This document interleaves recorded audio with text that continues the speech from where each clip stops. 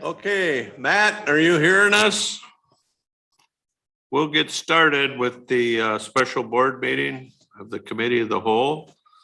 And Pine County Commissioner Matt Ludwig will be attending the meeting, special meeting of the Committee of the Whole today at 9 o'clock by interactive technology pursuant to Minnesota Statute 13D.02.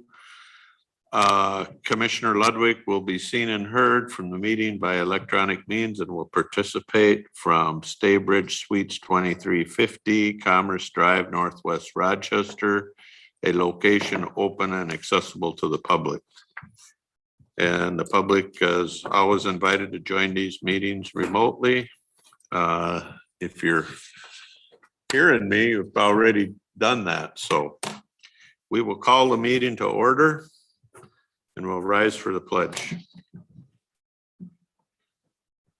I pledge allegiance to the flag of the United States of America and to the republic for which it stands, one nation, under God, indivisible, with liberty and justice for all.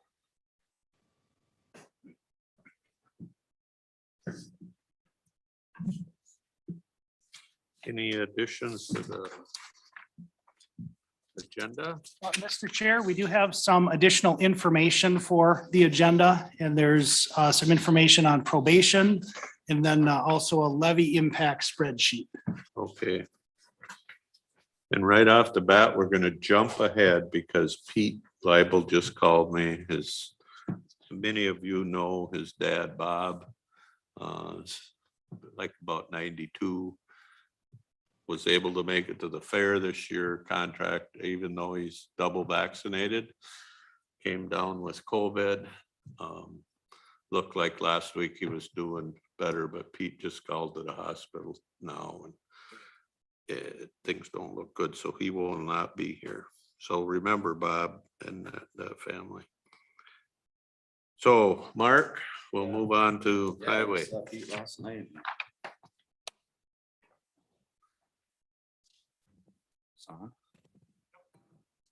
Right. Make a motion to approve the agenda. Oh, yes, we do, ma'am. Thank you. So I'm looking for a motion to approve the agenda. I'll make it. A second. Motion by Waldham, second by Lovegren. Any discussion? If not, Debbie, call the roll. District 2, Commissioner Moore. Aye. District 3, Commissioner Lopez. Aye. District 4, Commissioner Waldham. Yes. District 5, Commissioner Ludwig. Aye. District 1, Chair Holland. Yes. Thank you. And I'll just warn Mark that if he doesn't speak into the mic, Matt will call him on it. Okay, can you hear me, Matt? Yeah. Sure. So we are looking for some additional money this year. It's more than I want to ask for, but I guess it's a catch-up year for us. Looking for about 37,000 for building maintenance, and that's mostly due to the loss of revenue from the old courthouse.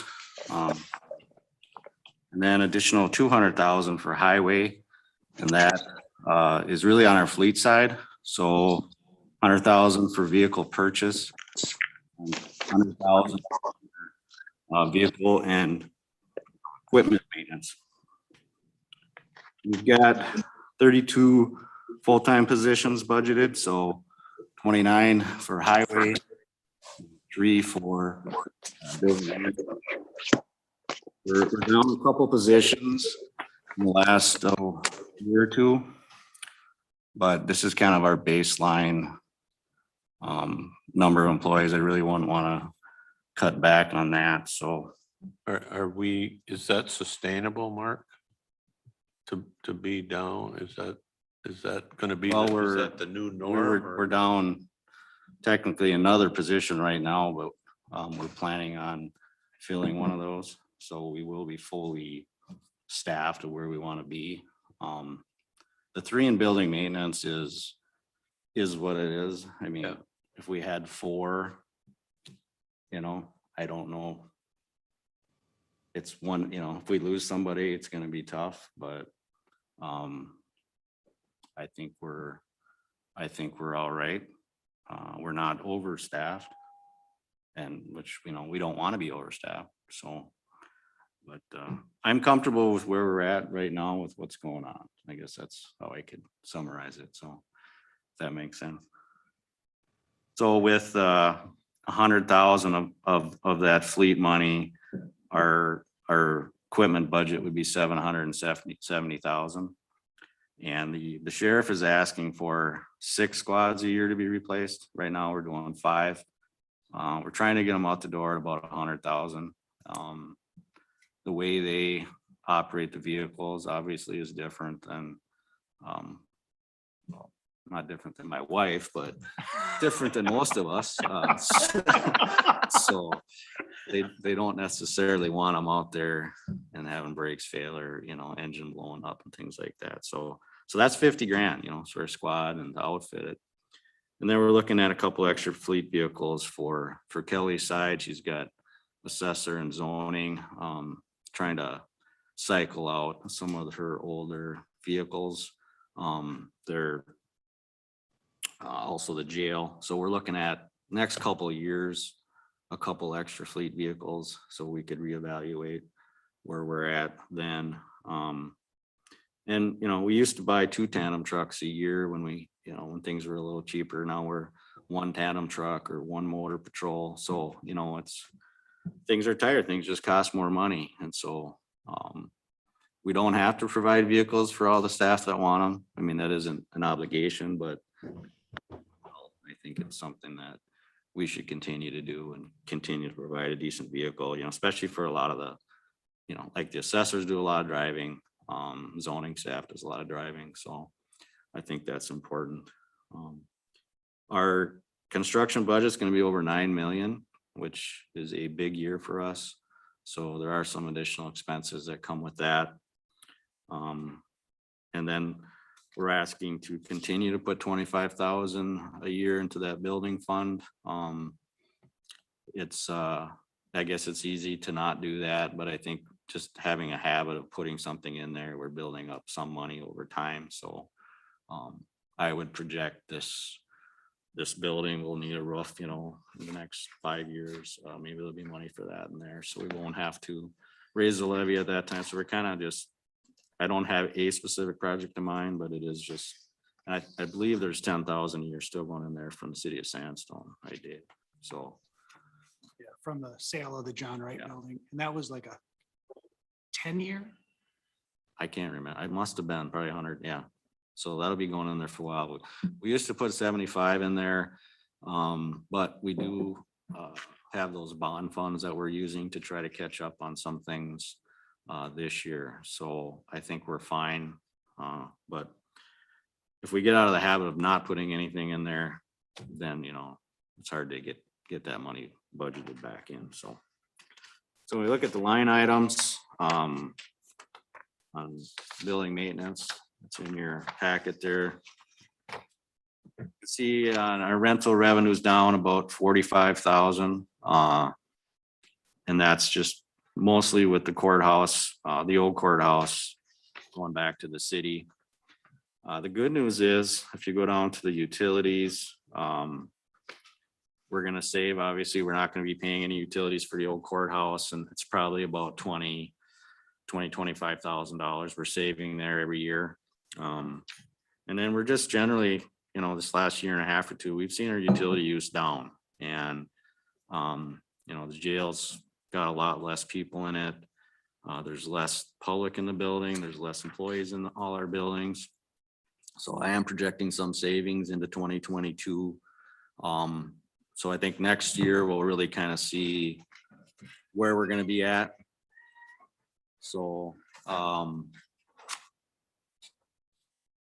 not exactly sure how much we're going to save beyond that, but I think we'll have a good idea after next year. The other big change in building maintenance is we went to contract cleaning. So we did have 4 staff 2 years ago. This year, 2021, we didn't fill a vacant position and went with contract cleaning to see how that would work. And I think it really worked well. Pete's real happy with it. The nice thing is when, you know, if we have an employee doing it, if they're on vacation or holidays, we got to cover for that employee somehow. So it just puts an added burden on Pete and his guys. So, and I think we've had some mostly positive feedback on the cleaning service. That. Is that a local firm? Yeah, I think that's Amy Den's. Okay. And that's been running 4,000 a month this year, so that's 48 grand. Now, with the elimination of the STS crew, there'll be some impact on our staff. We'll be doing the landscaping, mowing and things. So they might have to cut back on some of the cleaning they do. So I added 10,000 in there to cover that, but I don't know if that's gonna be the case, if we're gonna need that money, but I thought we should budget it just in case, until we get an idea of how much time that's gonna be. So overall, about a 6% increase in building maintenance. And I think 2023, you know, some of this is kind of a one-time hit. I don't think you'll see much of a increase in the future years, so not as bad, I think, as Kelly thought it was gonna be. I don't think so. That's always good to slip it by Kelly. So we go to highway, administration is 310. We didn't really change much in there, just our, you know, the salary benefits increase. We added 500 for conferences. I do have a licensed assistant now, so he needs to keep his license up. So there's a conference that allows us to do that. So overall, 2.4% increase under administration division, which, you know, if we can keep it under 3 or around 2, we're pretty happy with that. So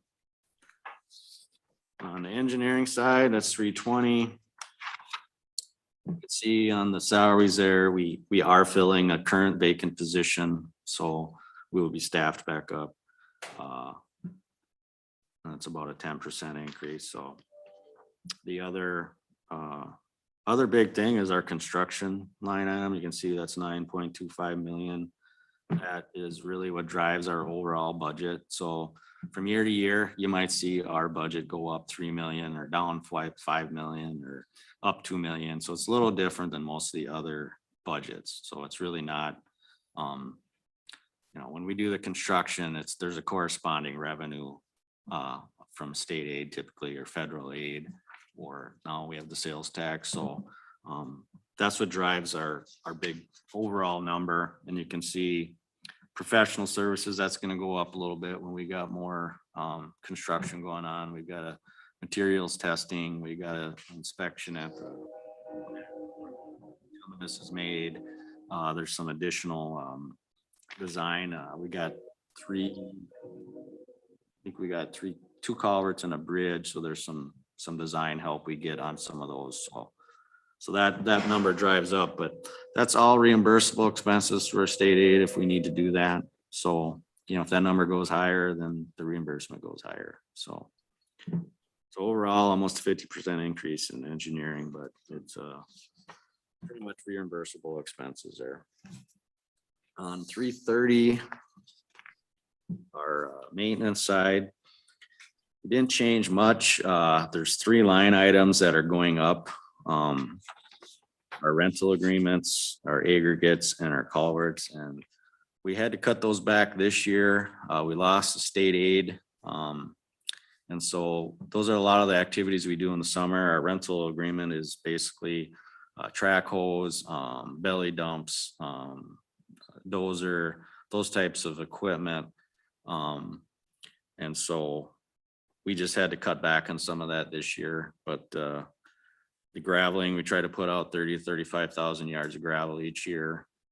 And then our culverts, a lot of that is centerline culverts that we replace before we do paving, driveway culverts, all those culverts all over the whole county. And so we're going to be able to reimburse or remove those cuts from this year and add back into where we were in 2020. So I anticipate our state aid revenues to be back to where we were we didn't get ahead, but kind of back to where we were a couple years ago. So that's, I looked at that as positive news. So a 7.5% increase, but really it's just spending the additional revenue that we're gonna get for maintenance, so. So on the fleet, 340. Really the two big changes there. If you go down to 65 repair services. Just been watching that the last few years and it's been running around 200,000. Sometimes it's over, sometimes it's a little under. You know, so all that repair, any repair work that we're not doing in-house, all kinds of things with the squads. They're all SUVs now, you know, everything on that's more expensive. If we have accidents, there's repair work, there's our major pieces of equipment. Sometimes, you know, there's damage to that, or it's, you know, a major transmission, or we do repair a lot of our dump boxes on our tandems rust out. So we do refurbish them because the trucks are in good condition, you know, so we do maybe spend a little bit more in this line, but I think it's better than just going out and buying brand new equipment every time something's rusty. I know Matt was complaining about a couple of our pickups didn't look too good, so we're getting rid of them, Matt, so you won't see them around, hopefully, if you're there. And then on the major equipment, I mean, if we get 770,000, like I said, we can help Kelly out a little bit, and we can keep the sheriff's fleet in really good shape. Typically, we're doing, you know, 5 squads and then 2 non-marked vehicles for the sheriff. We're starting to catch up with his stuff, so we're seeing some progress there, but that's been at the expense of probably zoning and assessor, jail. But so it kind of goes in cycles, and you know, we're getting behind kind of on our tandem truck, so we're gonna be buying a tandem truck now every year for the next probably 4 or 5 years. So I think I will just reiterate, probably, I think I've said it before, but several years ago, we moved all the squad cars and the department cars to fleet management. And that's worked wonderfully. The side that hasn't worked so wonderfully, probably for Mark, is we didn't slide a corresponding amount of money to that to cover the cost of those vehicles. So I think Mark he's made it work, but he's made it work at the expense of maybe getting behind on a tandem truck here and there and that kind of stuff. So I think we have to keep, you know, it balanced the sheriff's budget. It makes it easier to manage on that side. We got to remember the other side. We can't take away from one department to pay off another. Mr. Chair, the other thing, I know we talk about this like every year, but I hear a lot of counties going to, what is it, like enterprise or something. lease, Yeah. yeah. And I know you, not that I'm advocating for it at all, but because I think you do a great job running that and keep the costs extremely low. And but I don't know, do you ever see it paying off going that route or not? Yeah, we talked with the sheriff a few times about it. I mean, you know, it's no different than if you lease a personal vehicle, really. You, is it gonna cost more in the end? Yeah. Do you get a better service? Maybe. A lot of things that you would take advantage with a lease, you know, we've got mechanic, we do repair work in-house, not everything. We have fuel. So a lot of those leases are set up where it's just you just push a button and they take care of everything, you know? So a lot of things that we're set up to do now and have invested money in, we wouldn't need anymore. So there's kind of we need, you know, we still have to have that for our other side operations or, you know, our heavy equipment and that type of thing. So, you know, I don't think the leasing is bad. I just think it's, you know, you're paying for a service and they have to make profit, you know, we don't. No. I don't think we do.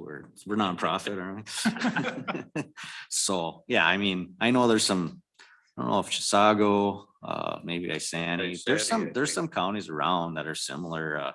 The difference for us though is the mileage that we put on. So it's like, if you lease a vehicle and you only drive 10,000 miles a year, it might be fantastic for you.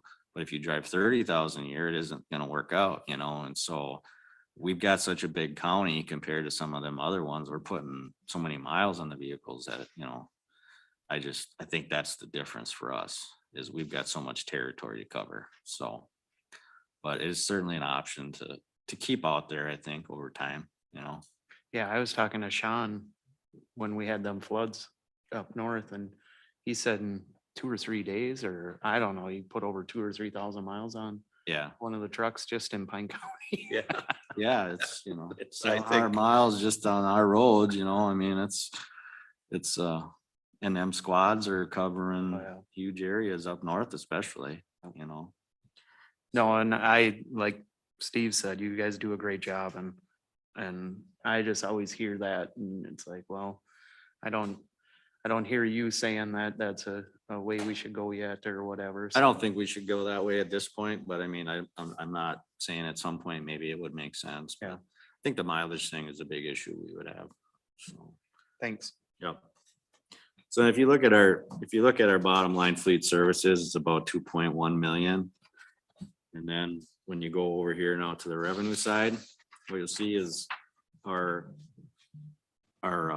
property tax levy kind of lines up pretty close every year with our fleet services because most of, you know, that's about 15% of our total budget is our levy. It, you know, goes up and down a little bit of that percentage, but the rest of it, most of our department, we can get reimbursed through our state aid in one way or the other, or federal aid, or through the sales tax for the project. So you really kind of see that fleet number is really where our levy dollars are going. So for the most part. The other change we made on the revenue is we consolidated into permit fees, 5101, all our different, you know, any type of permit is going to be under there.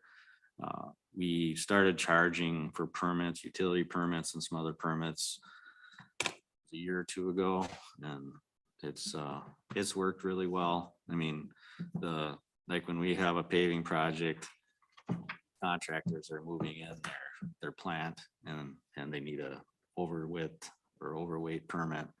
And so we usually get a couple grand just when they move in and a couple grand when they leave out, you know, and they're used to it. So I mean, we may as well, you know, take advantage of that. We gotta do a permit. There's work that we gotta do in our office. And so we're getting that reimbursed now. So I think that was a positive.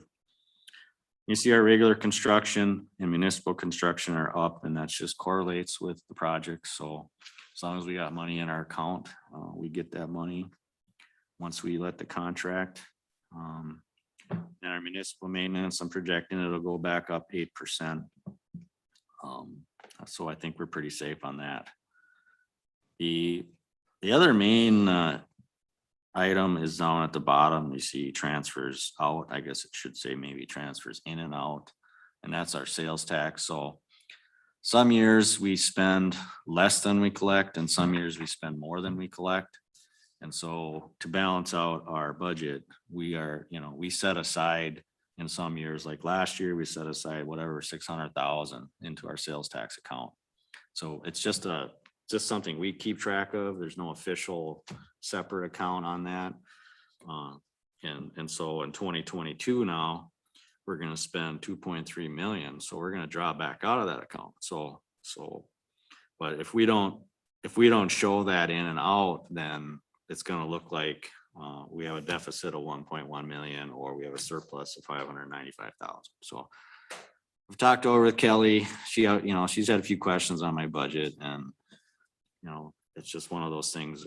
That's what I came up with. So if Kelly's, she's got some better, that's great. If there's some other better way to do it, but in my mind, that's how I keep track of it. And then David doesn't say, why do you have a $1.1 million deficit?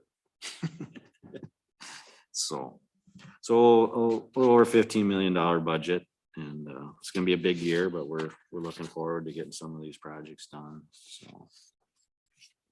Any other questions? On the, if you go back to construction Yeah. and you got a big year coming. Yeah. Are you able to find help to help our crew with like inspections and stuff? So those. Yeah. guys can- Yeah, one of the positions that we didn't replace is he did the plant monitoring, and then like when we do bituminous paving, we have to do density testing and those types of things. And so we're able to hire a consultant to do that. And it's not cheap, but it's cheaper than having somebody year round, you know, it's probably half the cost of having a year round employee, but it's, you know, so you do lose some benefit of a year round employee, but you also save money by not employing someone that there's times you maybe don't need, you know, so it's worked out well so far.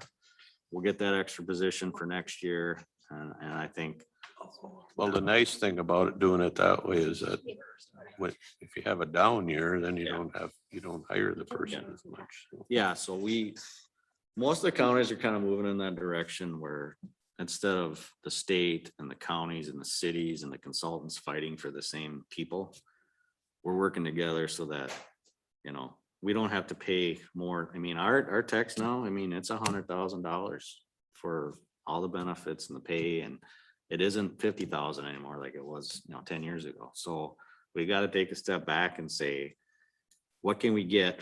If we're going to pay that much money, you know, what can that person do? Do we even have quality people out there? And because we're fighting to get the small group of people that are qualified. So we're drawn from the consultants. We do have a consultant that helps with our bridge inspections now. I think that's usually about 20,000 a year. So we're doing a little bit of that rather than just adding staff. And then we kind of monitor it and see, does it make sense, you know, from year to year? So that's kind of where we're at. And I know this year was the tightest. We were down one that we're gonna fill. So this year was probably the tough year to get through, so.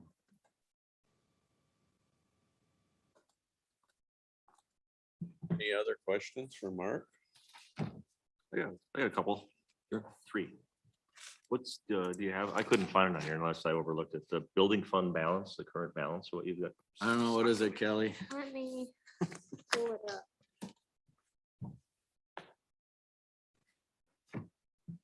It was a few years ago, we used to put 100 grand a year in it, right? I thought it was 75. 75 was. the Yeah. 75, okay. Did we do anything? It was last 100 in the technology year? Okay. and 75 in the building. Building.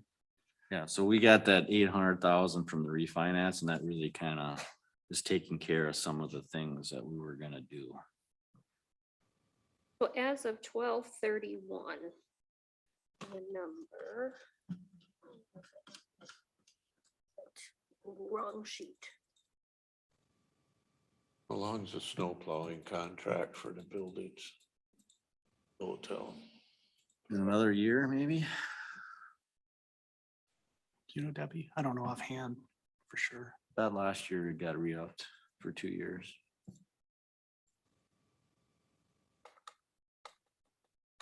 Hate to think about snow. I do. It's pretty coming quick. Yeah, Do you have a contract for snow plowing where? Spring will be here before you know this it. parking lot. Oh, okay.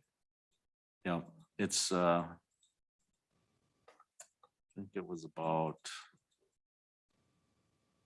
Let's see here.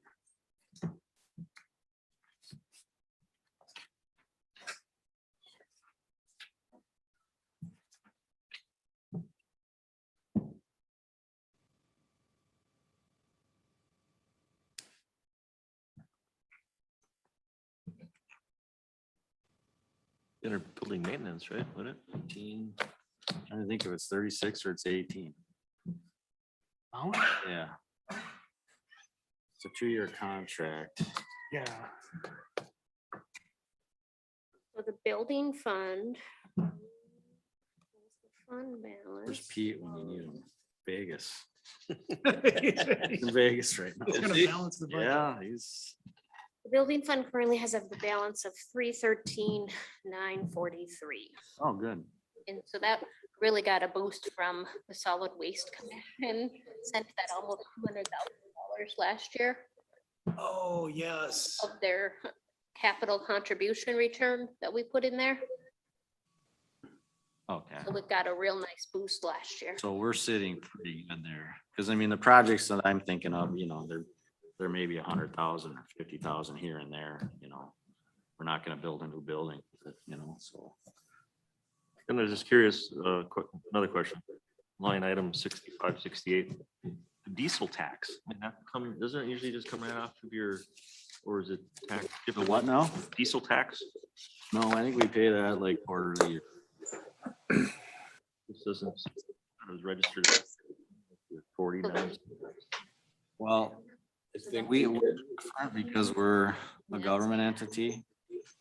So we don't, we buy in bulk, and then I think we report the gallons and then pay the state tax of some kind. Okay. Follow up with Mark on My it. last question, is there anything like COVID caused, think of, that if it wasn't for Well, the mess we had? I just got an email from all the other counties because they're like ticked off that Yeah, the counties are viewing, just like our county, that we're not eligible for reimbursement for last year's reduction in our state aid, which was directly from COVID. And so there's some counties now that are looking at it from a different point of view, that it should qualify. Right. So that would be the only thing for us.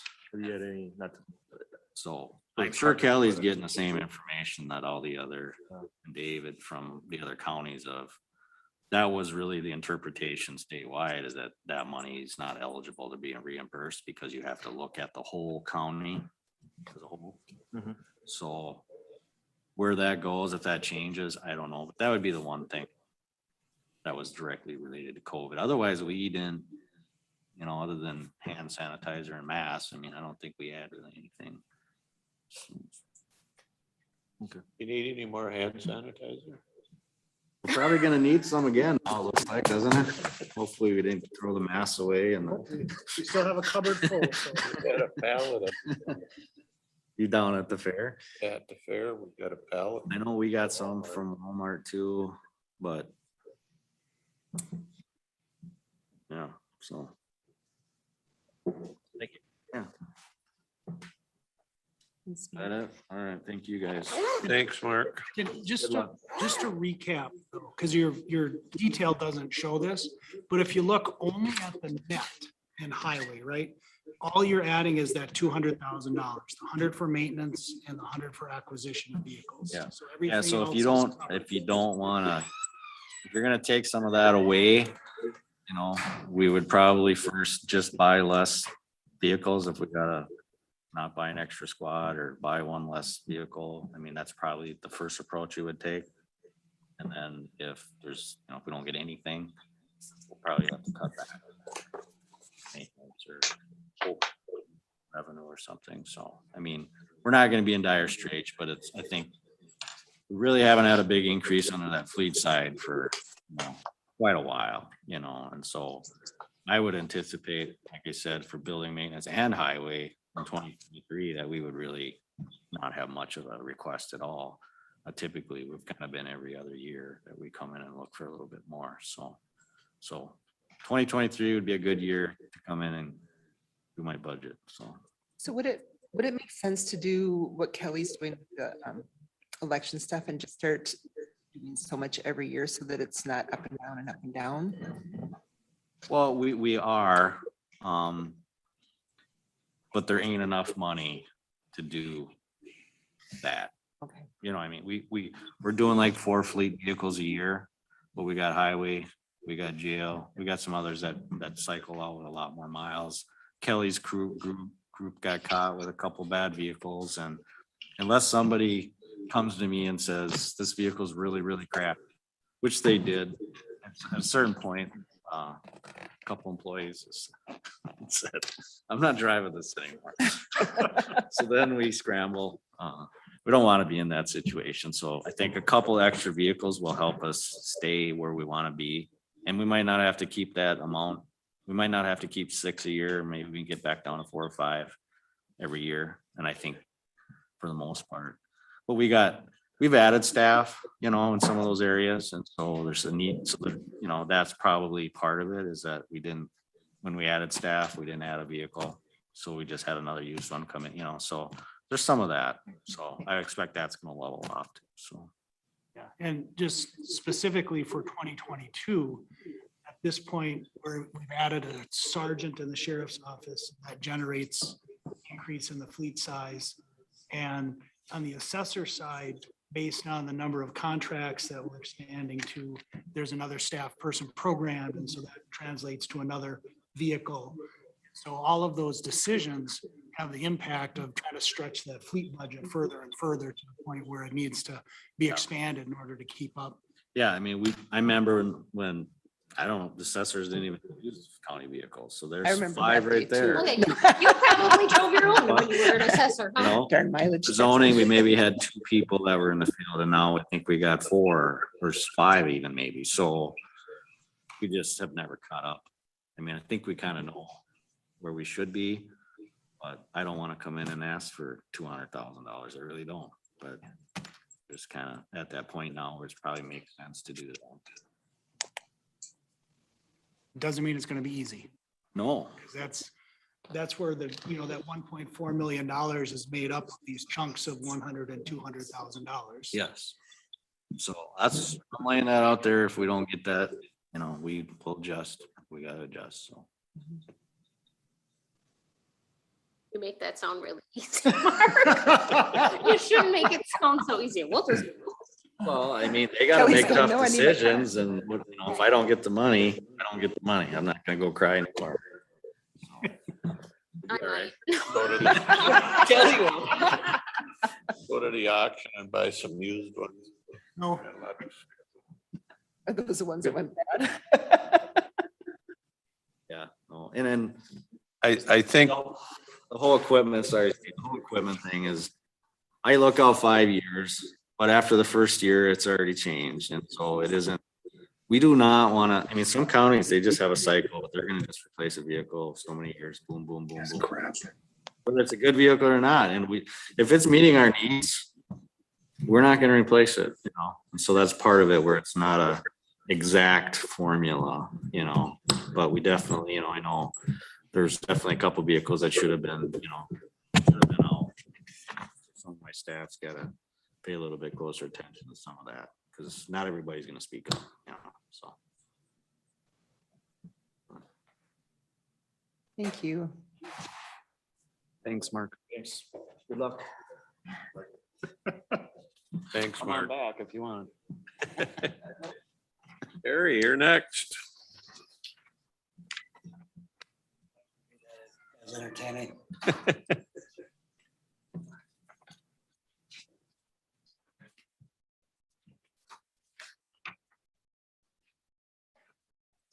I come to the table, David leaves. Yep. Hurry up. Want me to start? Yep, go ahead. Good morning, Mr. Chair, members of the board. I thought I would start off, you guys all have a copy of the narrative, right? I'll start off with the bulleted items first. It kind of just tells a little bit of a story, you know, we can get into some line items if you have some questions, but as you know, the correction system in Minnesota is unique. And so one of the big unique pieces of that is around funding. So most people are on a committee with the delivery systems and facilitated by the council and state governments to try to in the future. And so we're supposed to have thanks, man. Supposed to have a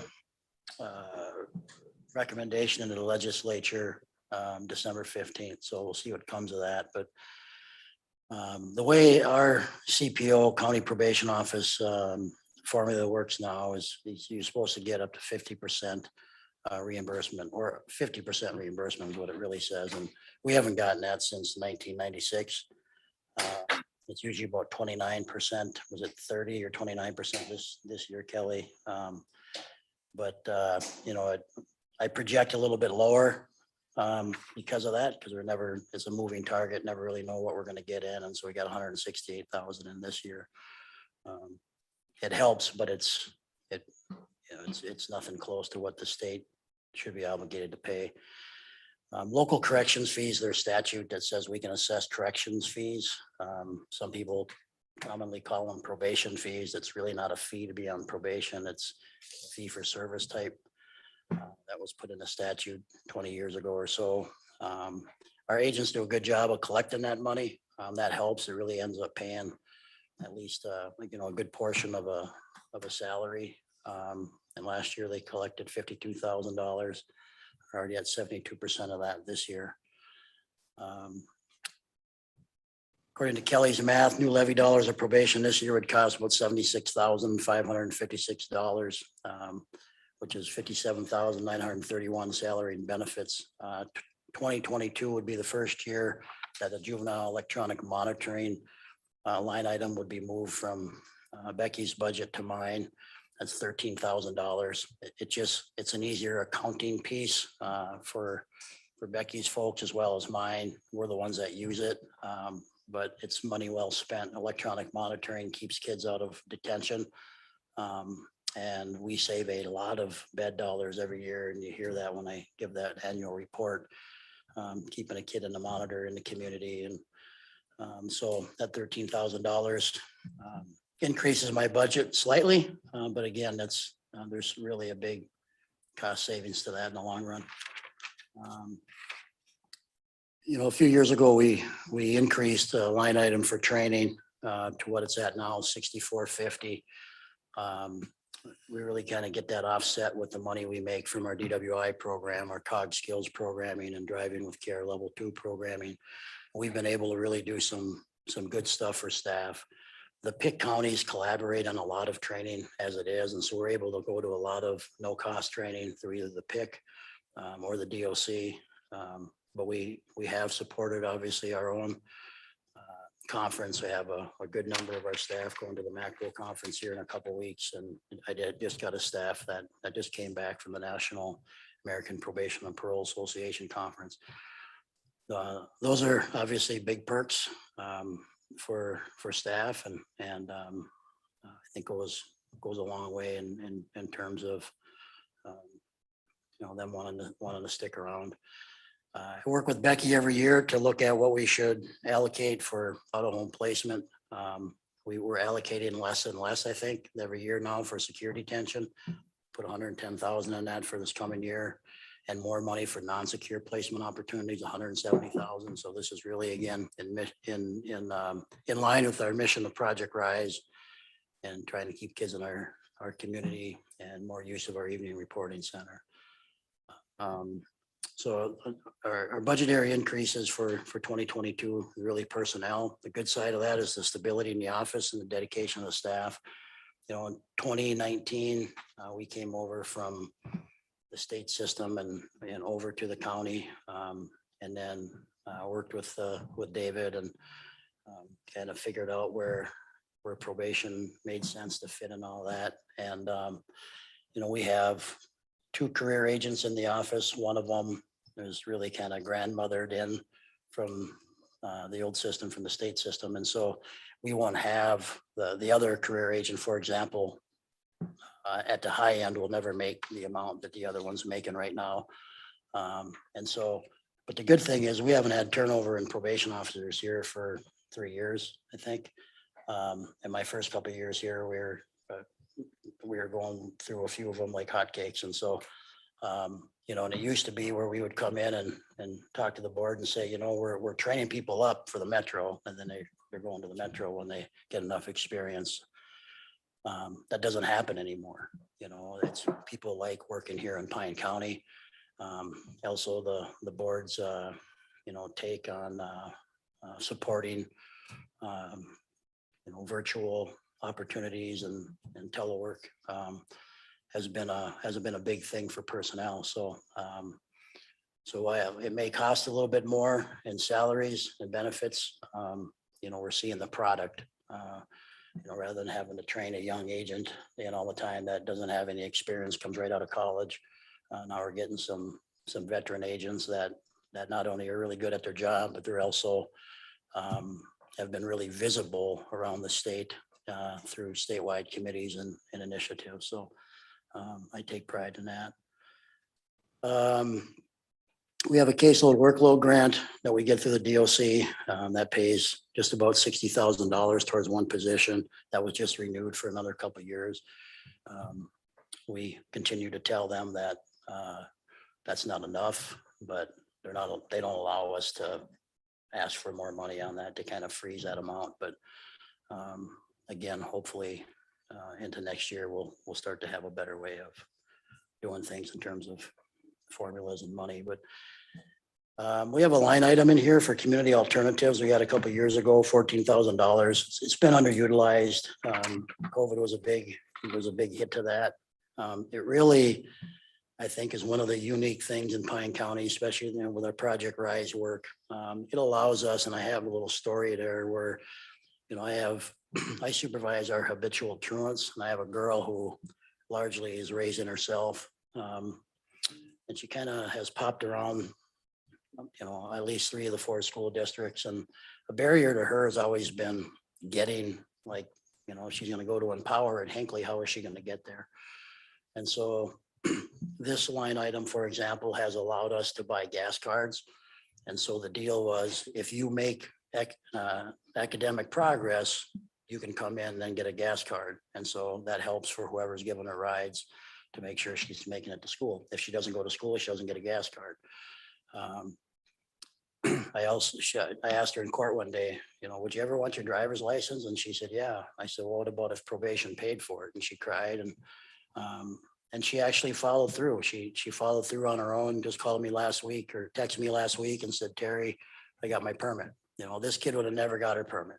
Right. And so those are the kind of the hidden stories that you don't always get to hear about, but a line item such as that, helps offset and pay for some of that stuff. We'll have another one where I think an adult client needed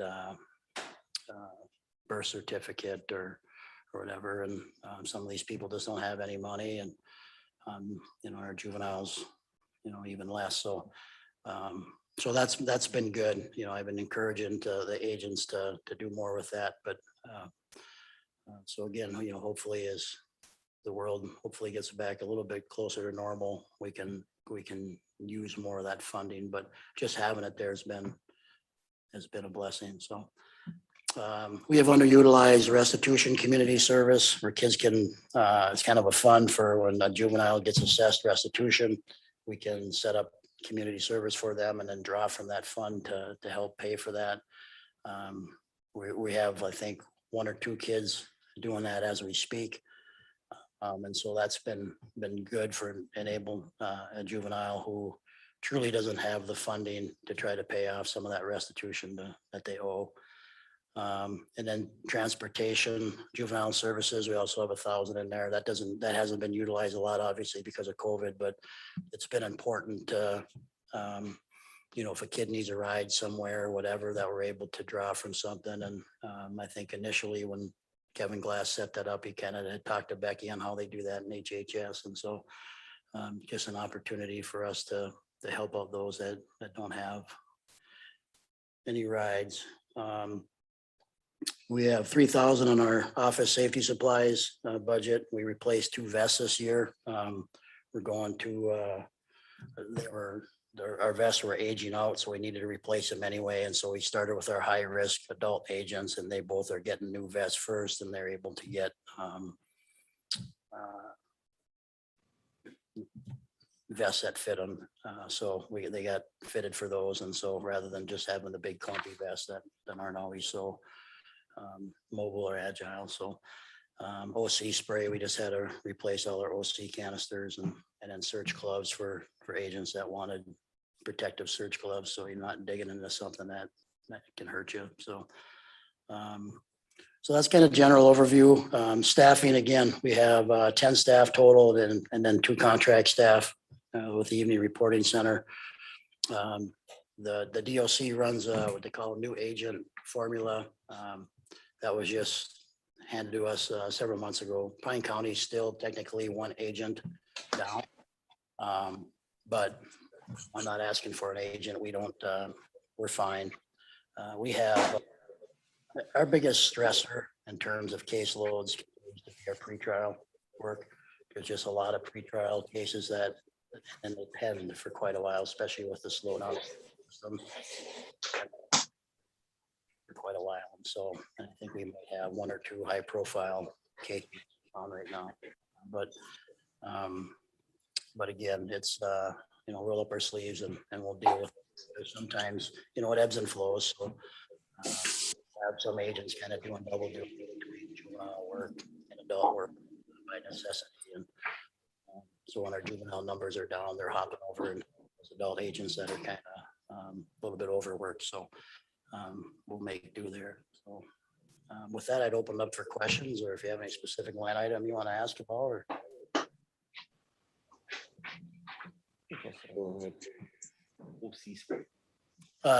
pepper spray for that. Yeah, it's a really long word that's about 18 letters long, and I don't know how to pronounce it. I assume the vests are they like bulletproof vests? Yeah. So we use Strikers, which is I think the same outfit that probably the sheriff's department uses, but they're out of Plymouth. Thank you. I know, Terry, you like tracking data. Do we have enough years of data to see that the interventions we've been doing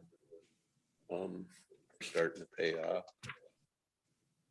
Are there trends? Well, we just had our first Project Rise committee meeting yesterday morning for the first time in probably a year and a half. And so hopefully people get able, and probation now is taking that over to chair that. Andy Almos of East Central was chairing it, and the superintendents are just, day to day, not knowing what next step is for them. So I just said, hey, we'll take it over. That way we continue this. That'll be a quarterly meeting. And so that's your question. Like some of those, like the truancy stuff, that's where we would collect that data. And I think that's one of the things that we're looking to put in this year's comp plan is that truancy data. So, a few years ago, we were able to track that really well. And that's partly how we got that Capstone of the Year award, was the truancy numbers went down dramatically. We have to get back to that now. And then the evening reporting center is tracking data separate. So I think I'm not certain that we're there yet.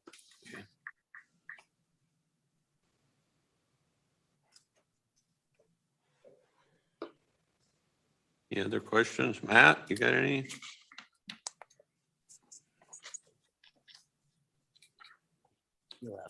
He left. So maybe just point out that when you see like when you see like Mark and Becky present their budgets, and they have a big enough budget and enough non-levy revenue sources that they can usually finesse the levy increase to be pretty minimal or directed towards real specific things. When you have a department like Terry does, all of those inflationary increases, health insurance, salaries and wages, they really just compound on the net, which is about 76,000 on yours this year. And there's not a whole lot of maneuver room to I'll say hide that or to pay that with other sources. It really is just a general fund tax levy impact. Yeah, good point. And like I said, why I try to paint that picture every year is, there's certainly some areas where we can look at cutting, but for the overall, big picture and mission of what probation is trying to do, does it just put you behind later, and that's why I've always appreciated the board's support and understanding that, and this is some of my, I shake my head about every time I go to one of these joint meetings. That's ESG's governing is, everybody wants to, I sent David the minutes yesterday, and just an example, the juvenile services isn't part of what they're looking at measuring.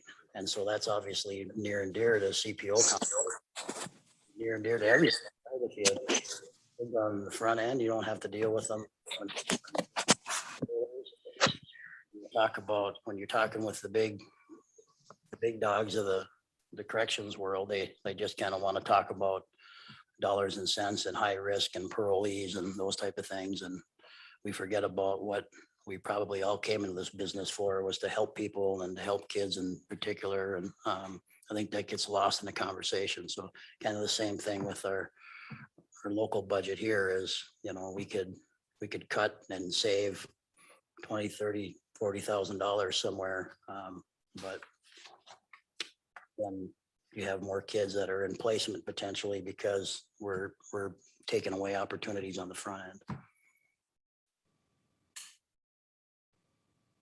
Thank you.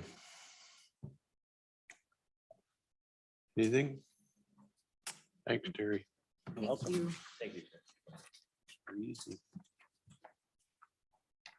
Ryan. Mike Ryan.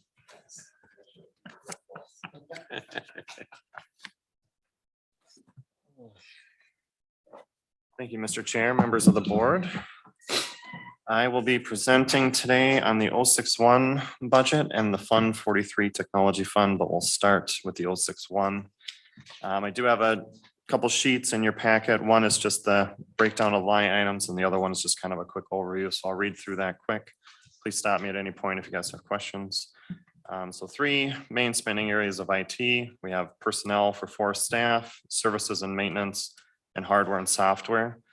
In past years, these have been roughly the same, around the 30-35%. This year, we kind of moved some stuff into the correct line items, and this is kind of how it's now breaking down. Where our services and maintenance is our highest cost in our department at 46%. Hardware and software is behind that at 14%. So we do operate out of the general fund. HHS and Public Works do pay for their computers. And we do have some departments that pay for their own software and maintenance, specifically sheriff, jail, attorney, recorder. So this is not an entirely inclusive technology budget for the entire county. But we can go through the increases quick. 6262 services and computers has a 73% increase over 2021. That is due to the recorder compliance funds we're paying for part of the MCCC membership. The Recorder's Compliance Fund will need to be moving forward to pay for the new tax and canvas system from Tyler. So we were able to remove that from the IT's budget for, I believe, 2 years, Kelly. And now that needs to kind of come back. So it was budgeted. We were able to leverage those other funds. Now it's back for this year.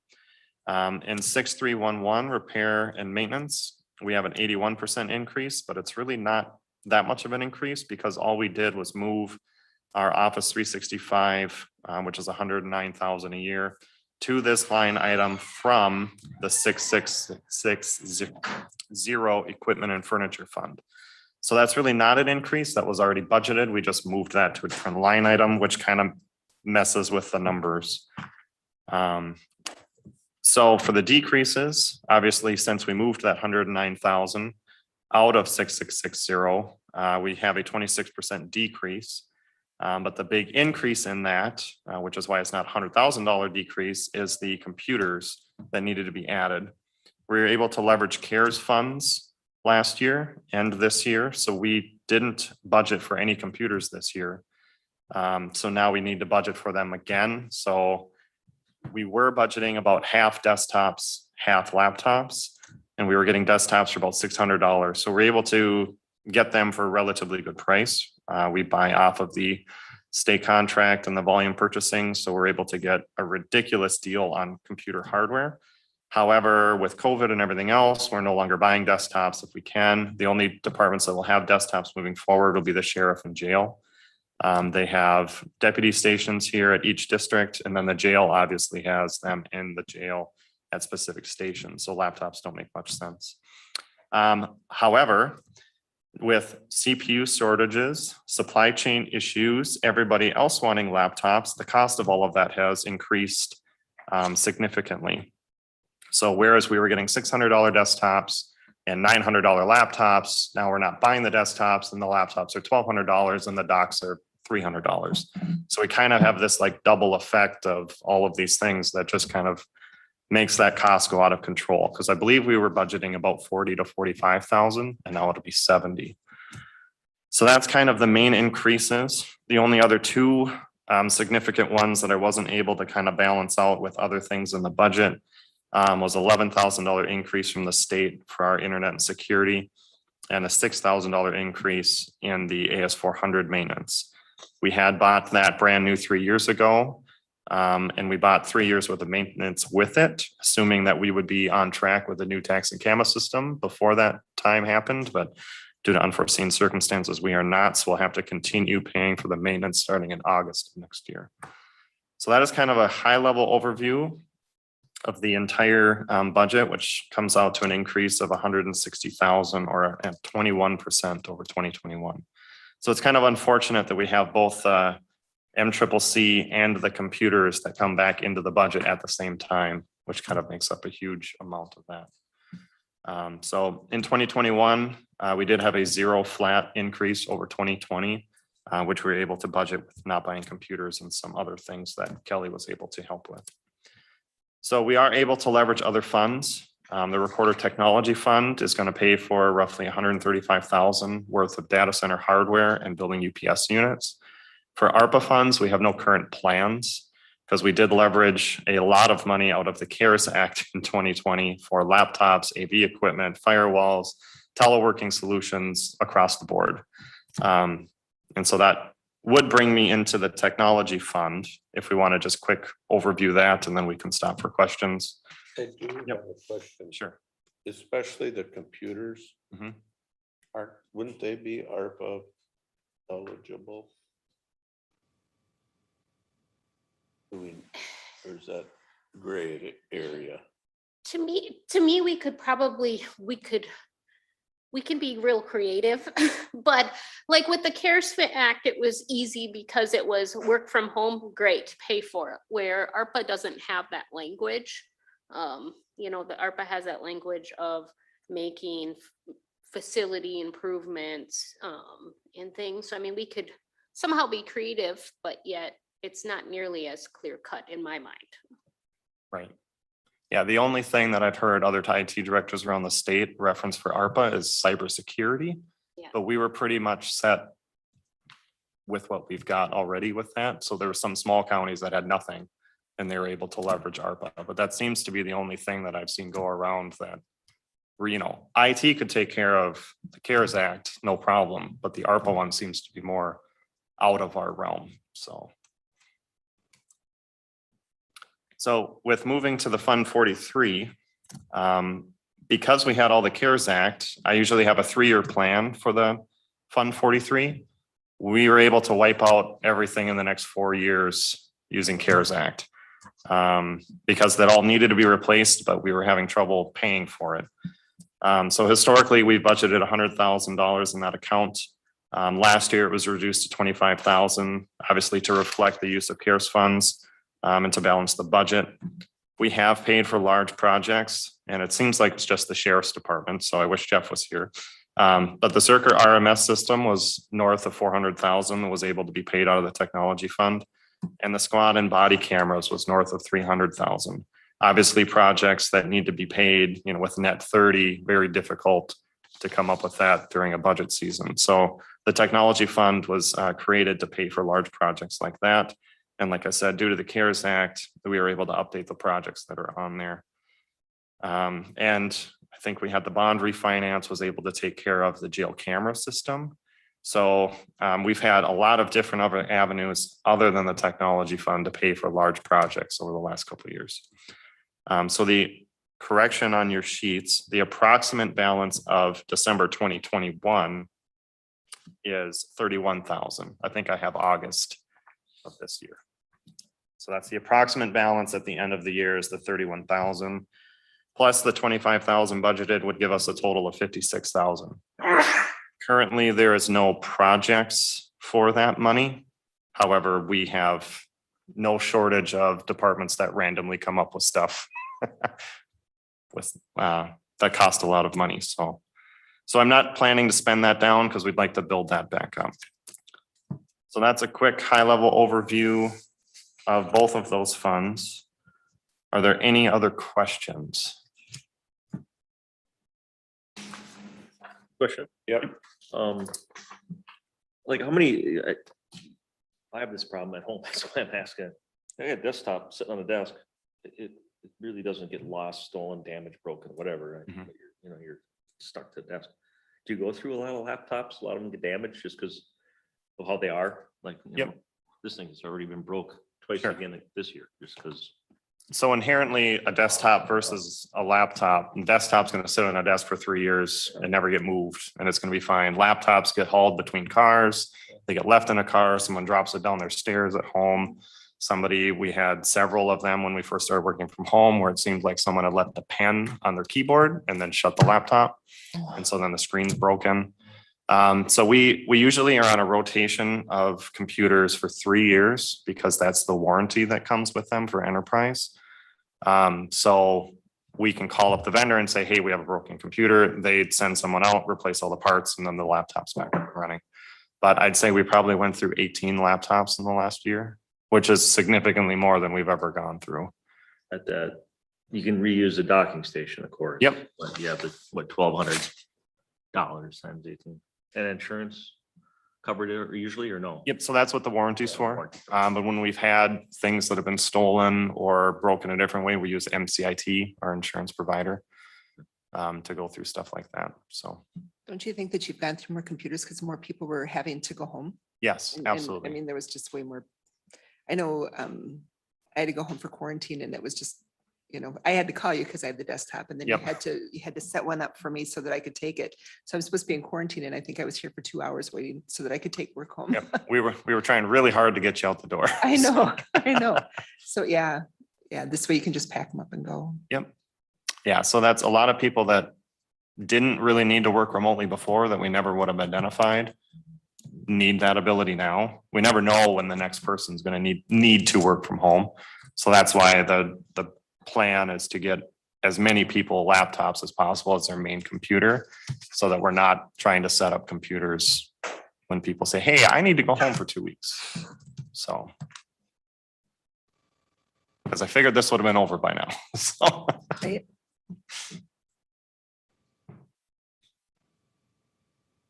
Any other questions? Anybody?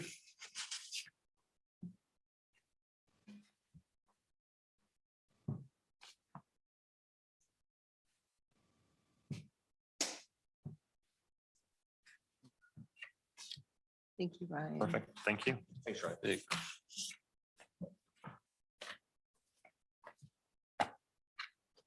Let's take a 2-minute break here.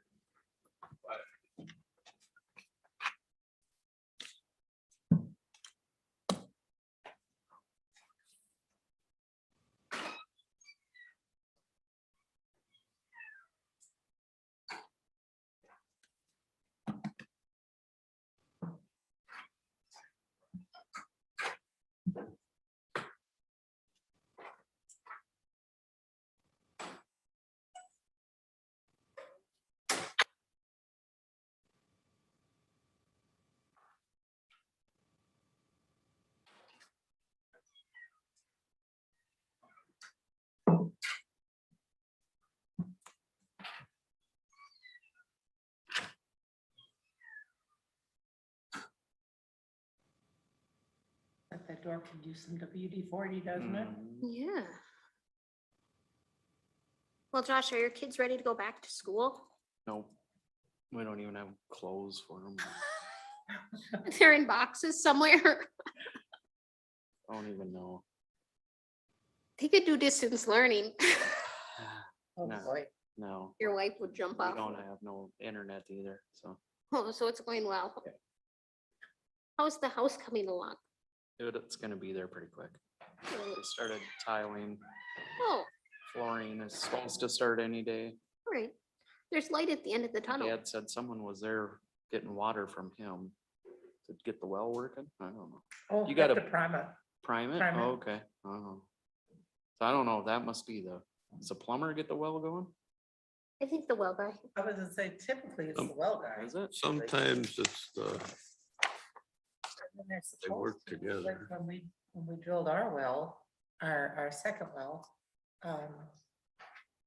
they hooked the pump up and then they let it run for like a week Yeah, to flush it. he said a couple days, he said you should run it, because he goes, it'll ruin appliances and. Ours, we had because of where we live, we have a lot of tannin in the water. Yep. And when we drilled our secondary well, I mean, yeah, things were turning pink. Mhm. How deep are you digging? I wanna say 160 feet on our secondary well. They I claim the think- deeper, the worse the water is, right? No, No, Like it, it needs the treatment. way they explained it to us is that that's a big lava flow underneath there. And so if as the lava was flowing, it's all the vegetation gets caught in pockets. And so you're close to one of those big pockets full of vegetation. That's why we get all that sand and crud in our well. 'Cause when we drilled our well, I mean, our water was literally purple. Hmm. Because there Ours was is so much. just brown. We went and talked to a couple of different plumbers and they wanted us to put in a reverse osmosis, like 10 grand. I got one. And then they couldn't. even- We could run as much water as you need. Just need a storage tank. So, But we ended up running our pump for well over a week straight. Did it clear up then? You know, it did, and then every once in a while, a new pocket would let loose. And then our water would turn purple again, but then we knew just to turn the water on and just let it run. And then it would just clear up. I had Fry out this spring and clean my well. They take the pump out, run a pipe down and put his big air compressor and blow that crud out of there. It's just like, there was like 30 feet of sediment, basically, muck. Do you have an inline filter in your house anywhere? Yeah, we do. The whole house filter. Fry was just at my house this morning. Fry was just at my house this morning. I just got a text from Jerry. It's gonna be an expensive little adventure. Oh, no. Maybe I shouldn't have knocked the walls out in the bathroom. I tease him, it doesn't, you can't hardly talk to him for less than $500, you know? Oh, Seems like every time he comes out. I think Roscoe was worse though. Oh, no, Fry does great work. Yeah. That- Roscoe was pretty expensive. Yeah, Furling, he's just a good old boy. He's That's a lot of work, pull a pump up. And then put all the pipe back down. I was there helping him. It's like, geez. Right, well, there's a lot of pipe that goes down in there. Yeah, 20-foot sections that go down 160 feet. That's a lot of Yeah, connection. you know, when we drilled our second well, I think we got down to 17 feet and then hit bedrock. And then they had to change bits and that was pretty hard just because of where we live. in our last house, we had a lot of tannins because we were right on the creek. And they did a chlorine deal, Culligan did. So they pumped chlorine into a brine tank and then a carbon filter to take it all out and then the water softener. And then it was pretty good, but that was $100 and some a month to do that. Now this one's 120 some feet down. I don't know what we're gonna. Did you have a lot of rust in the other one? Yep. Yeah. Yeah, and it's stunk. After they did that, you could drink the water out of the faucet, but if it didn't work for some reason or ran out of chlorine, you knew that You know what? right away. We bleached ours when we moved into this one because it's. Okay, let's move on. Administration. All right, Mr. Chair, members of the board, the last bit here is a collection of kind of everything else that didn't fit somewhere else. And some of these are pretty basic pass-throughs, and some of them are pretty important. So we'll start with the most important one, and that's the county commissioner budget. Really, no changes except for the per diems and the health insurance. And any questions on the commissioner budget?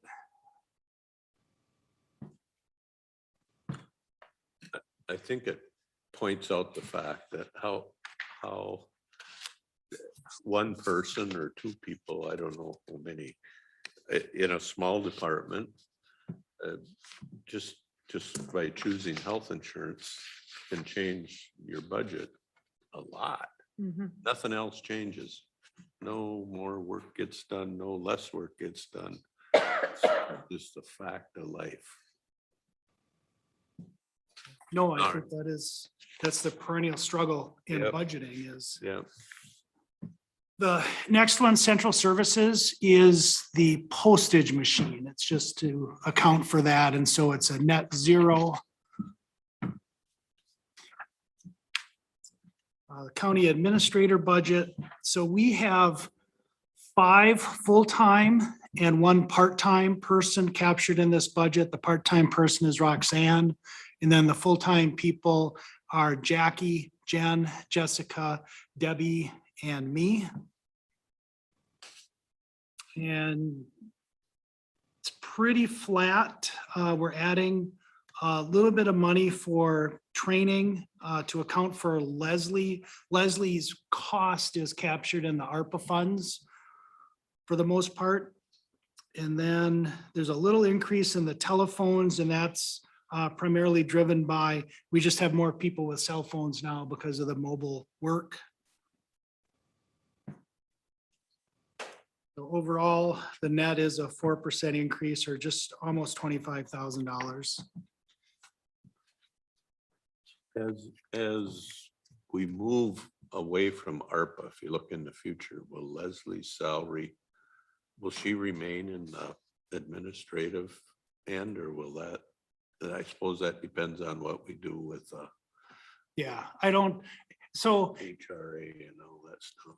yeah, so it's almost, in some ways, it's almost simpler if she's going to be in the general fund, just to wrap that into the administrator budget, because you've highlighted the problem of the small budget department. It's a lot of paperwork to capture one position, which, whether it's one position or 10 positions in a budget is really not Right. that hard. And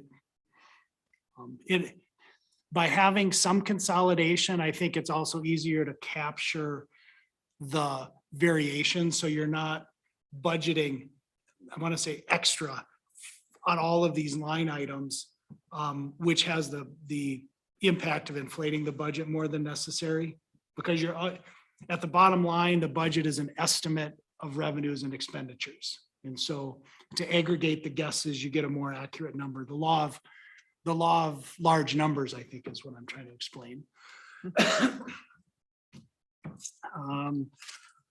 The next one is the labor attorney. That is really Margaret Skelton and the contract work that we do with her. You can see that for 2021, we've spent very little money. If we wanted to make a reduction, I'm guessing we're not going to spend $30,000 in 2022. We've got one labor agreement that's open. And we use her for some other personnel related stuff, but that usually is very minimal. So on the second iteration of the budget, this number could likely be less than 30,000. Next page is the medical examiner. I put in bold that $1,500 administration fee that did not get caught the first time around. So We're $1,500 worse. than we thought we were. But the second iteration will wrap that in. This has really proven to be a pretty stable budget. When we contracted with the Anoka County, prior to that, it would be based on the actual number of autopsies per year. And so sometimes you would have almost none, and other years you would have an awful lot. And so that budget number would fluctuate. This has really worked out well, where they kind of use an ongoing average, and our cost has not increased in recent years.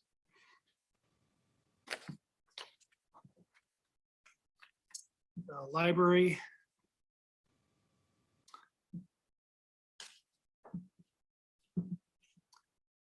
And then Pete was not able to make it this morning, but there's $10,000 in the budget for the Ag Society.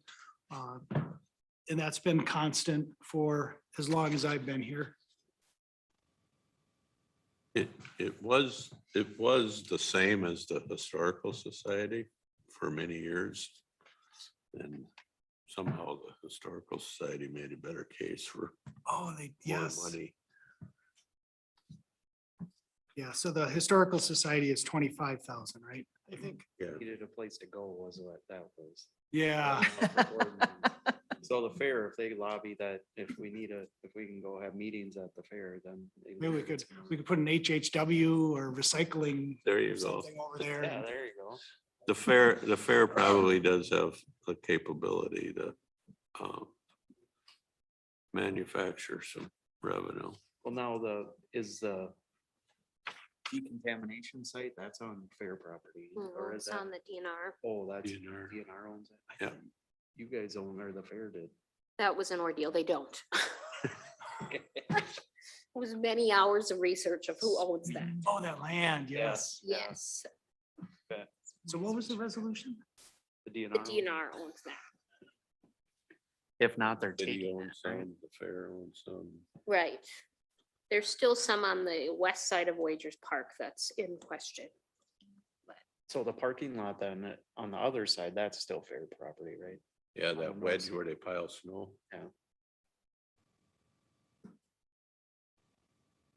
So as of now, we have not received an additional request for the fair beyond the 10,000.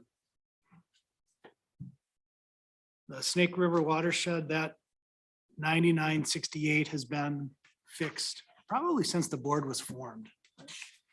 I've never seen it any different, and it probably is gonna go away. So that's hopefully the plan, once one watershed, one plan. Cause Oh. Snake River Watershed Management Board will probably go away.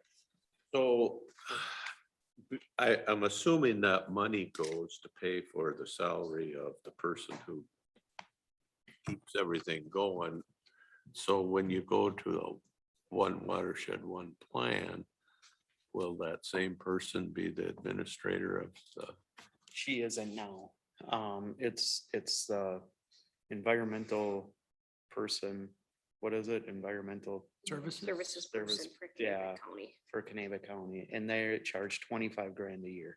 So that's just, I think that's all of us pay that, and some, all four counties pay that in some way. So that Yes. money will probably stay in the pot or in our budget. It'll just go to a I don't different. know if it will, entity. because we won't, Snake River Watershed Board will, well, the plan is to modify the bylaws so it will be one watershed, one plan policy committee. So I'm guessing the 613 will just go away. But there'll be a funding requirement for administering the one watershed, one plans. But that should be grant. Should The be. hope is that that's all grant. Yeah. dollars. Yeah. And or there's a healthy reserve right there now, which we've been just keeping, because right now they don't have no grants. So we've been funding projects just out of the money right now, but that might dwindle too. But yeah, one watershed, one plan should pay for the administrative and everything, so. Not that it's $100,000, which would be nice if it was, but. Yeah, and that split is based on the percentage of the watershed. I think so, yeah, because they all pay a little bit different. Yeah, and so when you had said that 25 grand, I was thinking that we pay a big share of that, but it's because we're a lot of the watershed is in Pine County. And I think Canavix is 12,000 or something, and then the other ones are the rest, whatever. it is. And then there's the Housing Authority. The per diems are in the county budget, and then everything else is in the Housing Authority's own budget.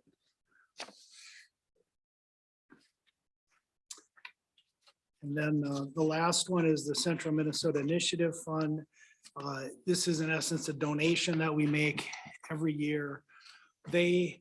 We've gotten out of the practice of having them present this as a budget request, and we've just invited them at some other time of the year to come over and present to the board about what the initiative fund is doing. Which they do a ton. Yeah, it's a pretty small investment for the return on the dollars that Pine County has gotten from them. Yeah, just on the broadband thing, didn't they donate? Or 25 for the broadband, and then just Don, recently, but then prior to that, to get into that Blandon deal, didn't they put a bunch on there too? It seems like every time we want to try something new, that's who we reach Yeah. out to and get Yeah. 5,000 or 10,000 or. yeah, and I think we got pretty good service on the CARES Act grants where Yes. we paid them an administrative fee, but it was a pretty modest. I don't know if it was 2% or, Right. It was, I think it was 2. A and lot less than what it would yeah, cost. so us. Don certainly invested more time than he was compensated for. And then also having their online application was worth tens of thousands of dollars. So Mr. Chair, Yes, go ahead. so I didn't hear all of that, but it was the initiative money you were talking about there? Yes, Yeah, I think last year, didn't we get like $5 back for every dollar we spend or more than that? yeah, I It comes think, back to the county in some way, shape or form. yeah. I think you're right. I want to say usually it's around 2 or 100 or something that actually, or 200,000 that actually comes back to the county in other forms. Maybe not necessarily to the county, but like businesses and stuff. Business and stuff.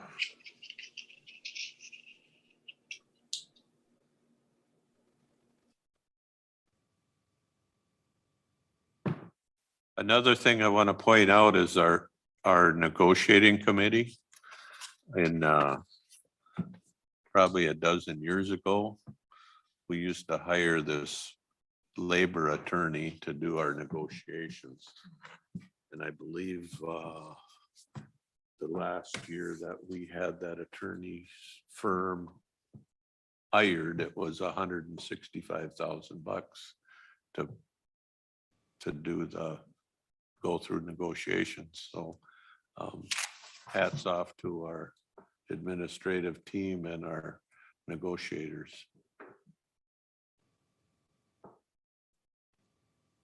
Terry, you were probably around back when that was Yeah, I in was. position and hopefully support the direction that we've gone. Yeah, we always said, why are you spending all that money on him? When there's other, yeah. Yeah. it I was- just think, and Terry was on the other side of it for a while, and I just think it's part of the system that has made us a better team than Mhm. having an adversarial hired gun to come in and do our talking.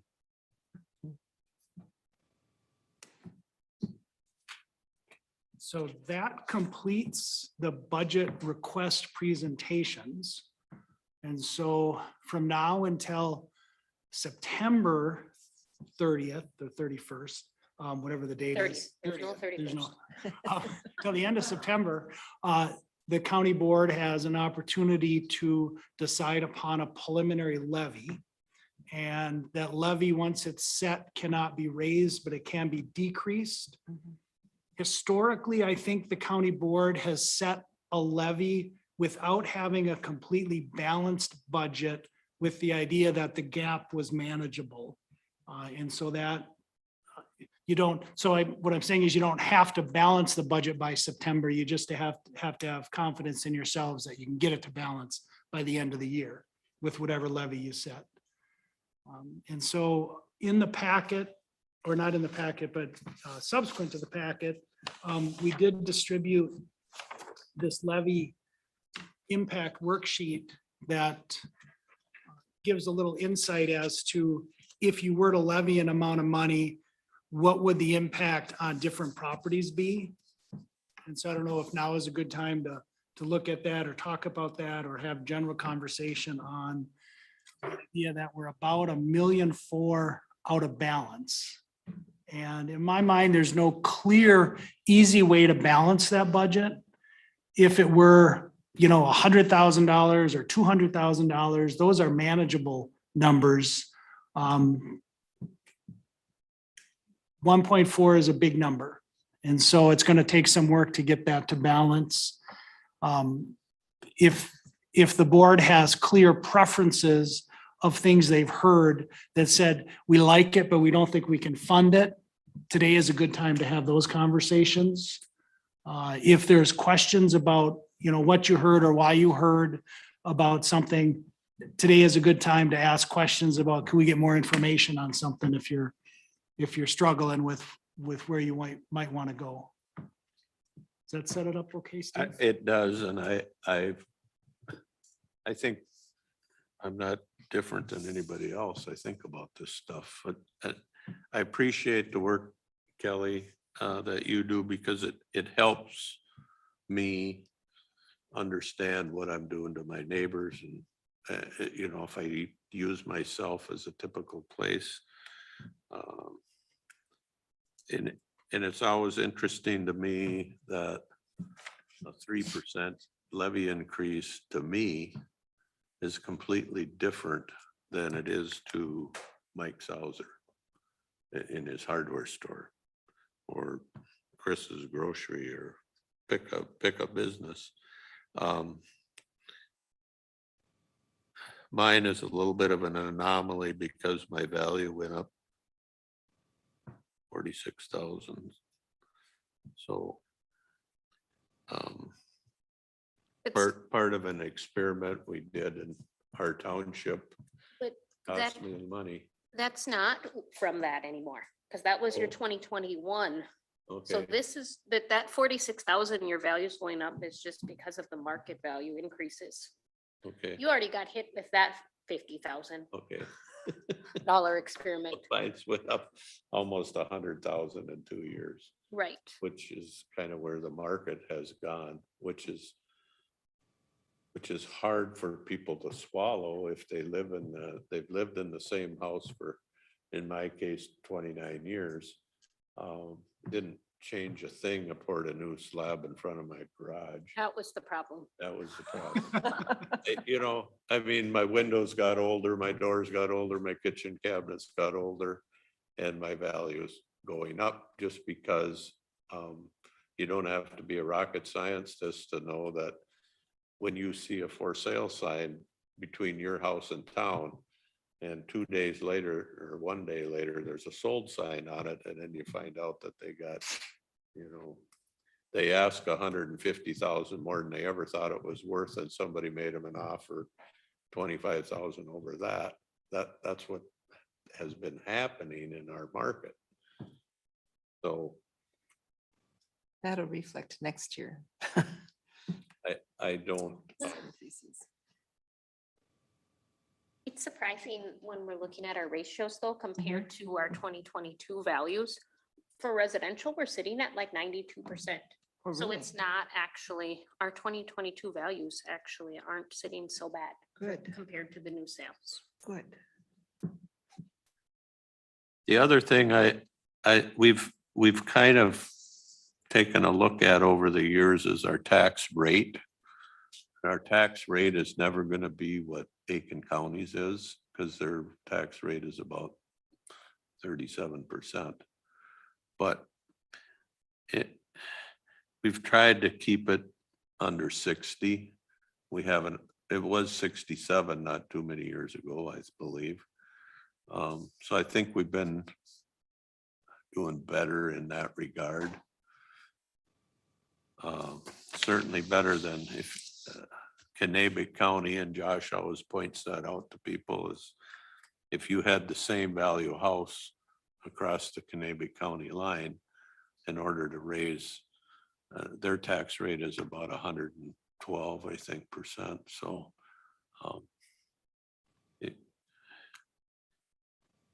their taxes on that same value home are lots higher than ours are. I haven't seen one of them in a while, one of the local area tax capacities. Is that something that maybe we could get circulated? You know, just, I remember looking at that always and it just gave us the companies around. See how that. the neighbors are doing? Yeah, not that that Yeah. matters a whole lot, but it is what it is. It is nice to see. I think we had a tax rate close to 70% at one time, didn't we? Yeah, I think we were bumping it. Yeah, So it's good to see that. there's a potential to hit below 60, Yeah. but So just, I'm just gonna blurt out my thoughts and anybody else can too. But thinking back to last week, Becky came in with a budget that was asking for a $92,000 increase on a $12 million budget. I think she can manage that. So in my mind, I've called HHS done. She's got reserve funds. She's got new reserve money coming in. She's a smart lady. I'd say that's just in my mind. Meaning she can She find a can, place she to can find 92 grand. 92,000 either out of her reserves or something. I don't think we have to worry about her. Much of the sheriff's or what was his total ask for an increase, a couple 100,000? And a huge part of that was asking for a lieutenant. 113. That was the lieutenant part. What was the total increase ask? 208. 208. So these are Steve's thoughts only. We have just authorized a sergeant. He does another sergeant. He does not have that in place yet. I'd be willing to tell him to say, let's see how that works. And come back again. That takes 113 off it. So what was our? I total? agree with that. What was our total? 1.4. 1.4. So now I'm down to 1.2. You guys do the rest. If everybody comes up with 200,000, we're down to 200. So it's perfect. I did the easy one. No, I don't mean to make light of that at all. I just think as we work through this and the asks that came through, if we came up with a number, and I don't know that we've got several meetings coming up here. We got a board meeting coming up from today.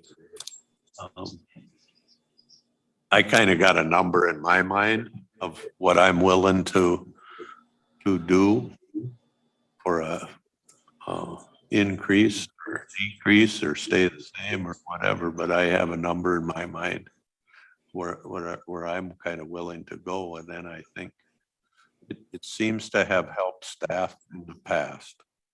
Correct me if I'm wrong, David, but if they have a target, if we give them a target to say, this is a maximum amount of money you can spend, they've done good things and come together and made it happen. Yeah, and that's maybe a really good point that I probably didn't make initially, is that we will follow your lead. Right? If your lead is you need to find $1.4 million, if we know that, we'll do that. If your lead is, well, we think we might do this for the levy, and here's some of our preferences on what we heard, now you go figure it out. That's a different, that's a little different scenario. So that's what I'm looking for, is what is your lead? because we will balance the budget as best we can following your policy preferences. That makes sense? I really hope, you know, other than paying for people's insurance increases and stuff, that we can, we need to keep buying equipment and because if we kick that can down the road 1 year, now we're in not only double trouble, we're about triple trouble. Do we need, I don't know if that's, Mark is a pretty conservative budgeter. I think we've found that out over the year. He's asking for 200,000. He's probably already pared that down from, I don't know how many 100,000, but you know, I mean, vehicles cost money.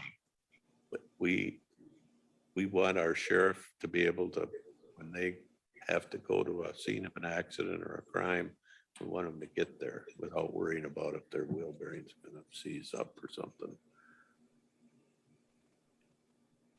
Yeah, and I'm just thinking with the CARES money and ARPA money, so many things have already been fulfilled with that. I mean, how much really was it? How much really was needed before?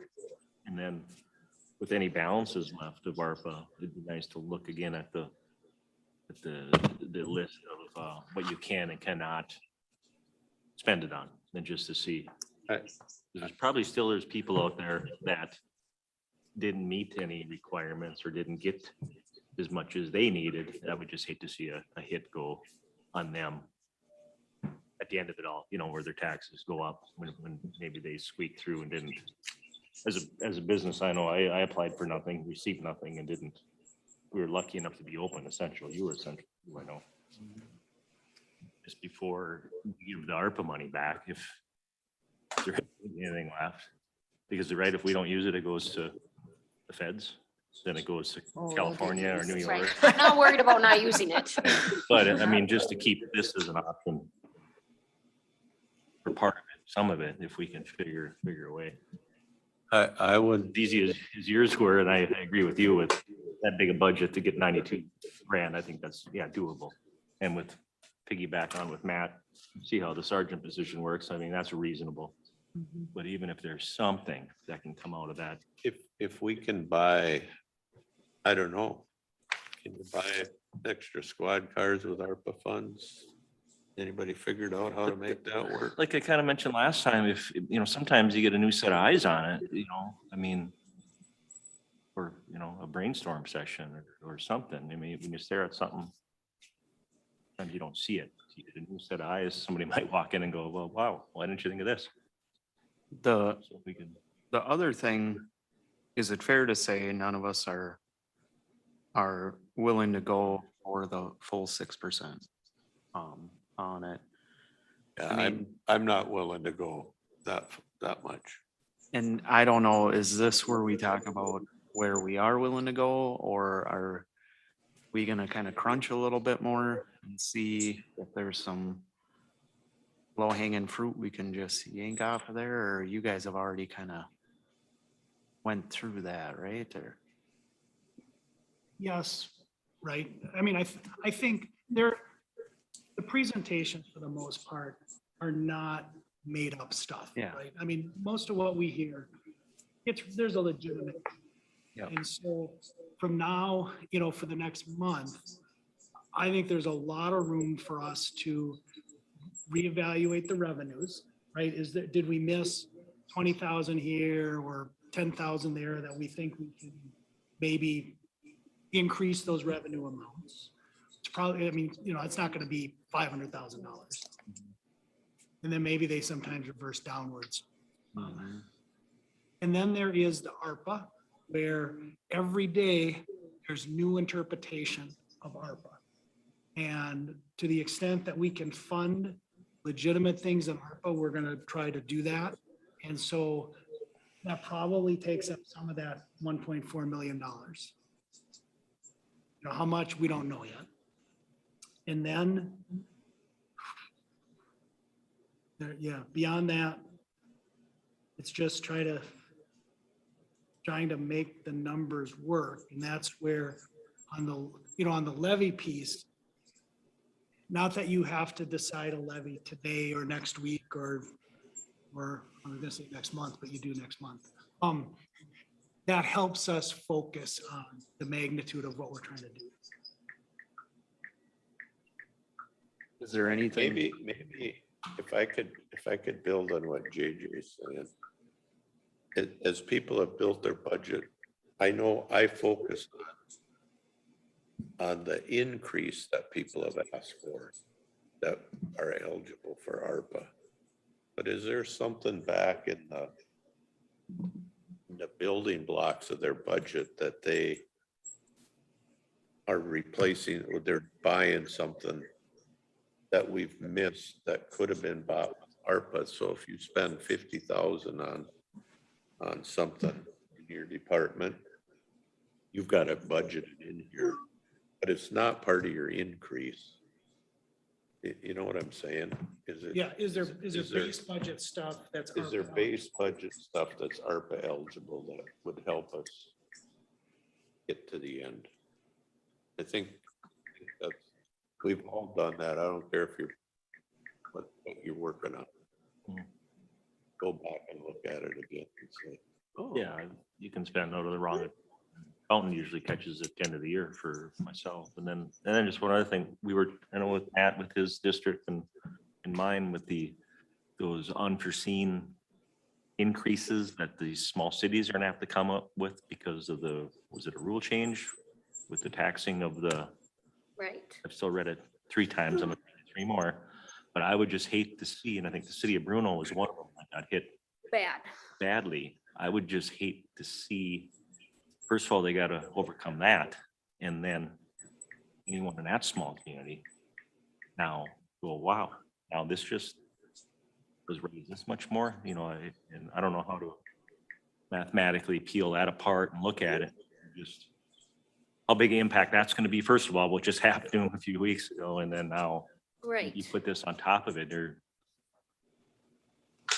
So I'm kind of wanting to go back and add a couple City of Bruno parcels to this list.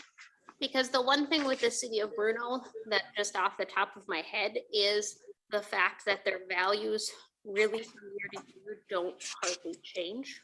Yeah. It's not a place people are clamoring to get into. So the good news is I'm gonna guess that even if we did a 6%, which I know we're not doing, but even if we did a 6% levy increase on the county levy, I'm gonna guess it's not gonna have a huge impact to those people in Bruno, just because their values are so stable. But I can go back and add some of them on this list. Just to give everybody a heads up on what JJ's referring to. So power lines throughout the state, they're taxed 2 different ways. One is you look at them in what township or city do they live in, or are they located in? And they get taxed or get the taxes they pay is based on whatever township, city, school district they're in. So there's another set of power lines that gets taxed at the county-wide average rate. And that rate is just looked at as literally what's the average tax rate in the county. However, then since it's not specific to any township or city, the townships and cities don't get anything from those. Here, just for your reference, those are Z parcels. Not mine. So this year, the Department of Revenue realized that the distribution lines in city limits, the guidance previously that they had issued said that they should be taxed at the local rate. So they should be taxed at the township or city rate that they're located in. However, they realized that that's not what the statute says. The statute says that they should be at the county-wide average rate, which for many, many areas isn't a big deal. I mean, the city of Pine City, it means nothing for them. However, the city of Bruno, for example, it's over 20% of their tax base that now is gone. The city of Carrick, Ascove, and Denham are the other ones that are very impacted. And so it's been it's been months of going back and forth with the Department of Revenue, making sure this is really what you mean. And so finally, the final ruling came down just a couple weeks ago. And so I've reached out to those cities to try to work through that. Because in theory, if they levy exactly those cities levy, what they've been levying, like the city of Bruno, everybody in the city of Bruno's city taxes will go up 22% without them raising it all. I'm working with those cities, trying to come up with some solutions. That is, I mean, you could look at it as a loss of revenue, and could we fill some of that with ARPA funds for a short, I mean, you obviously can't do it forever, but you could do it for a short time to phase it back in or something.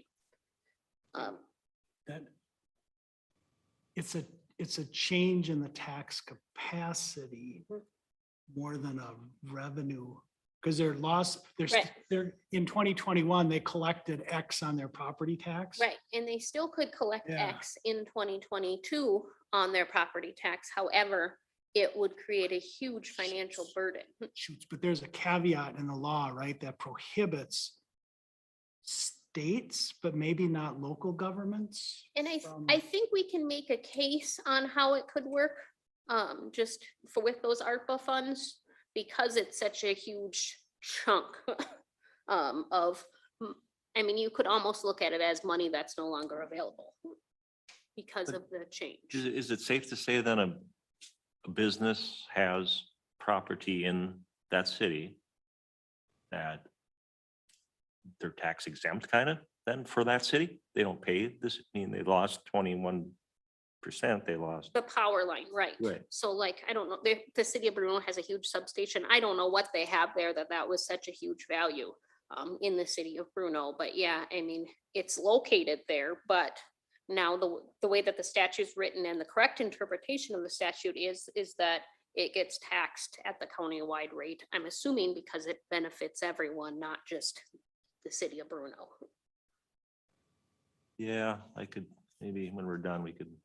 look at it Yeah. A little better. I could maybe It's a- explain to you, and then with everything that you know. Right. It's a and that I hard know, we can change. come together and. Yeah, I mean, it's very clear on this is how the statute was written, just that the guidance we had previously received was not that. Yeah, see, because Carrick has a substation, Ascol has a substation, Okay, Bruno doesn't. okay, So if you just look at dollar value, a lot of it doesn't make sense. yeah. And like Bruno, I mean, it's a $1.6 million of value. So I mean, it's not a huge amount of value, but yet when you're the city of Bruno and you have 100 tax parcels, Yeah, right. that ends up to be a lot. With Yeah. the average value of your other parcels at like $70,000. So, Okay. And they're really conservative with their, right, their levy's like $20,000 a year. So I wonder if we can take a lesson from the power line case that was just decided, that there's a huge state bailout for all of those communities. Mhm.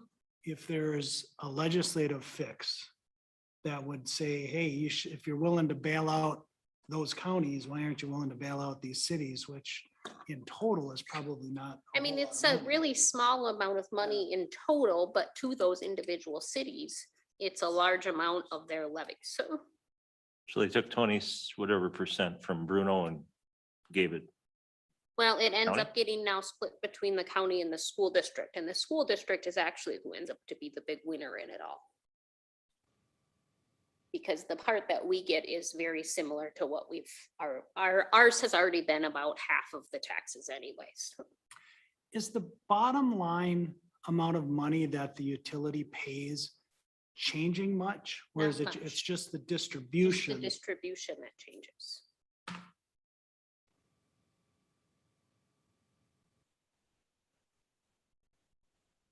So there's that whole piece as well. So, A layer on top of the complex property taxes as well. so you're saying that within the county board's power is the ability to change that countywide rate? That would be changed, or that would be Right. charged. Mhm. So if you owned a bar in Bruno, and based on what other businesses are, seeing from the county side, your taxes would go down. It'd be interesting to see what the net effect is. Well, right, and Bruno, just for example, yeah, the bar convenience store, it's all nice outfit to have there. Then, of course, you got the gas station across the Right. street. You have the post office, which is, I believe somebody privately owns that and leases it. And then you have the big one up there, the research. Right, Yeah, I think that's about it in town that's for, about it. They got about 4 or Fee. 5 places paying taxes. yeah, just to see the impact with that It might new not, situation. might not be. I don't know how big, what did you say? Their whole levy is 20 grand? Right. Just on the commercial side, then of course you got, the rest, everything else, residential but it was just such a big hit for them compared to. How big was the hit for Denham? 9%. If it goes to school district, then, I mean, with open enrollment, I see 4 school buses going by my house in Surgeon Lake. So how do they know? Do they count Goes the to the kids? school district of the residents. Just, okay.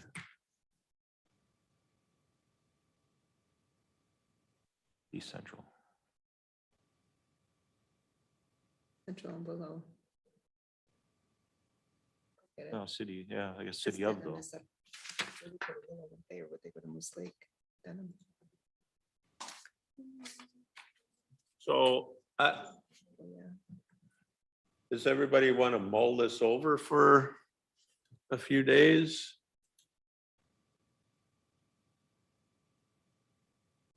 I think staff will make themselves available if you have questions on things like that I wasn't aware of till today. Our objective here is to keep the county running and keep everybody running, pay that. It's hard because most of it's employees. Yeah, We have to have the. got to thread the needle.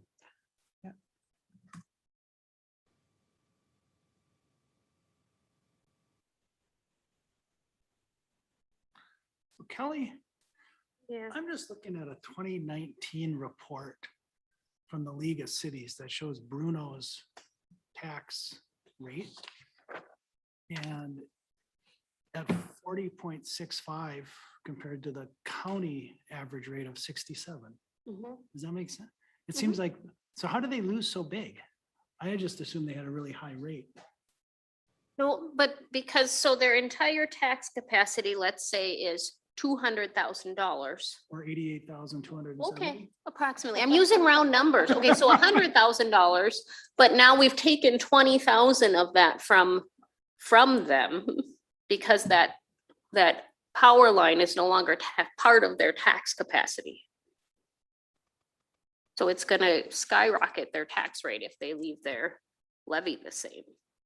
Oh, so that 40% will go to 60 or 70%. All right. It's an answer for everything.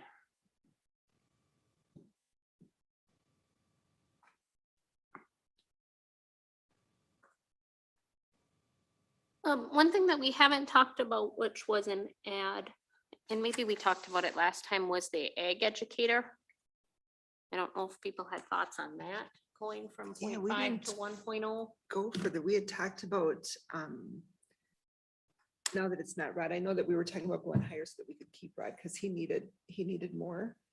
But we were talking last time about if we just stayed at 0.5 and we were possibly still gonna be able to share them with Isani. And you were gonna reach out. Yep, and I did reach out to Julia Lyons, the Isani County Administrator, and she is going to follow up. They had not had any, they didn't even know that he was leaving. Oh. And so I've talked to Suzanne and they're in, so Isani County is in a different region. And so they have a different regional director. So she was going to follow up with that other regional director and Julia was going to follow up with their extension committee. And so there's work being done, but I had proposed that we would have a preference of continuing to split the position if there was an interest on their part. Well, and that really doesn't matter. It doesn't. Because if we, however we want to fund it, the university will fund it, or they'll figure out.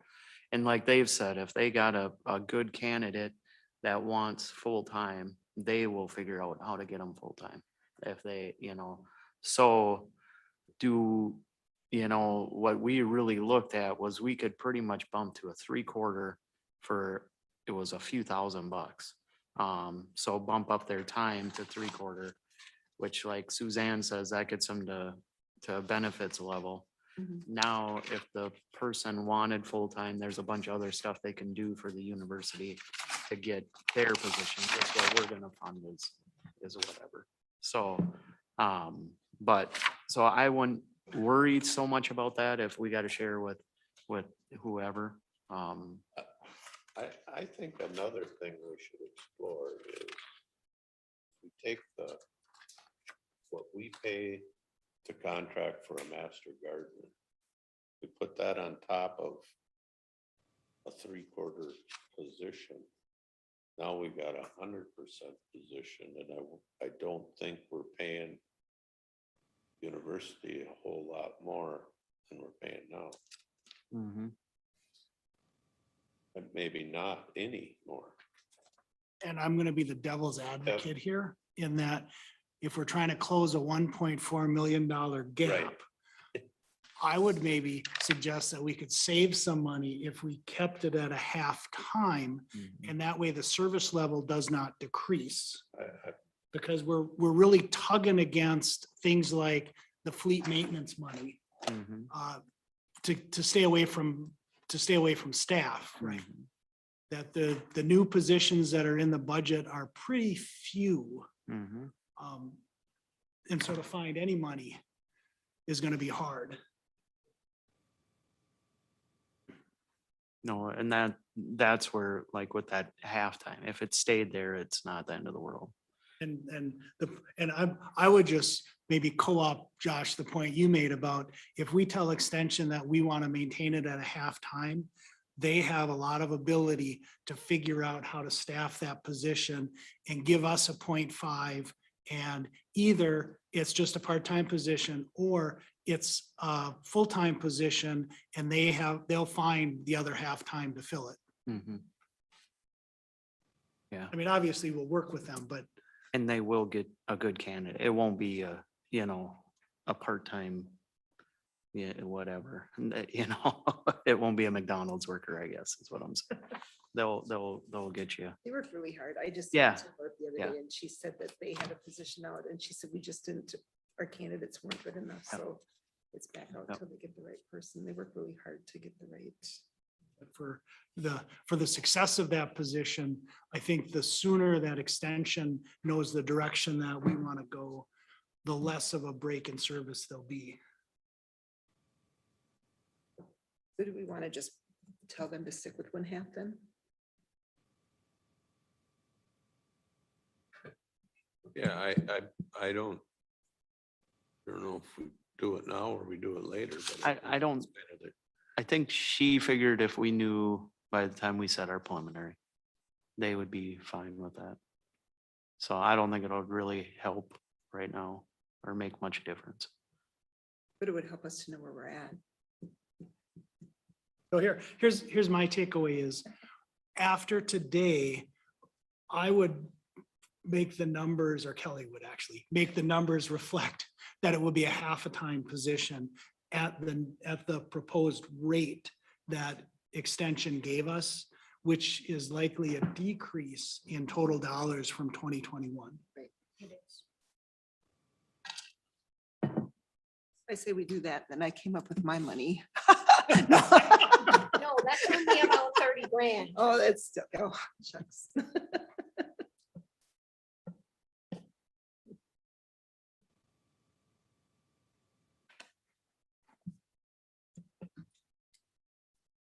It's, I look at the sheet and I just, because of the way everybody has figured it out. We're not gonna change it, but if you go to the 3% or 2% levy increase line, and you look at Walmart is getting a $6,000 increase, and you go up to my property, 59 other people are gonna have to pay $102 increase to make that just break even. You know, for so many years, commercial has paid for everything that, to see them going down, it's kind of a jawbreaker for me. Because I don't think I've seen that for a long time.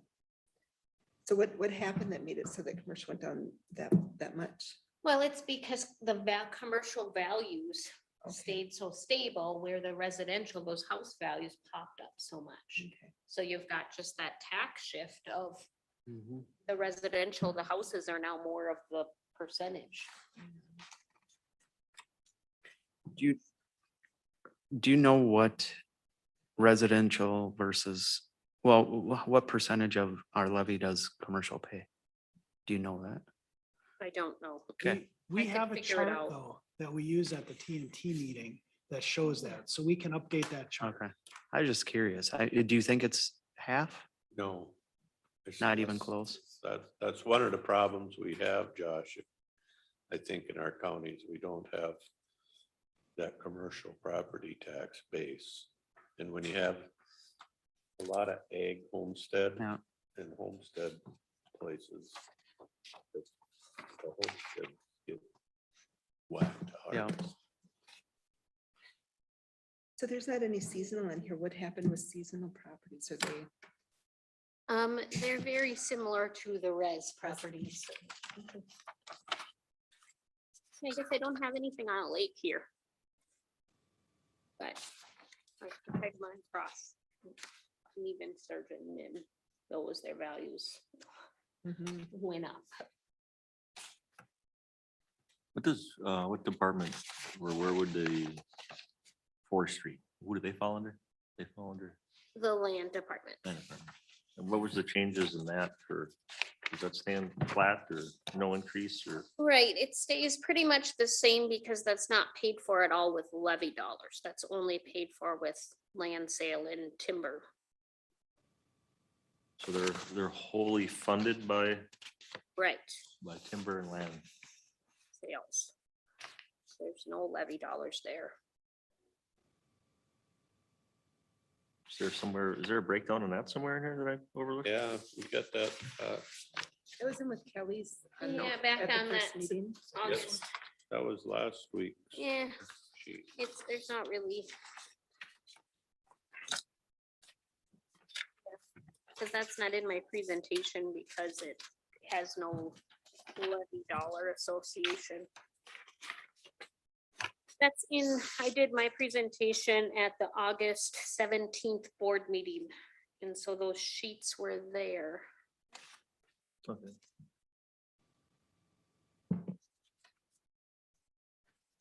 So it's not really easy to read, but this is the value from the 2021 budget. And so you can see residential 1.5 billion versus commercial and industrial at 193 million. And so the kind of the ratio of the values.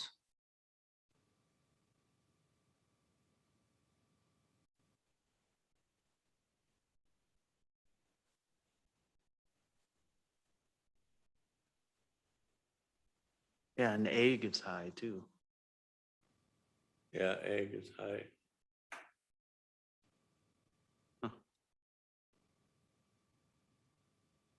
Our industry is ag instead of the other, you know.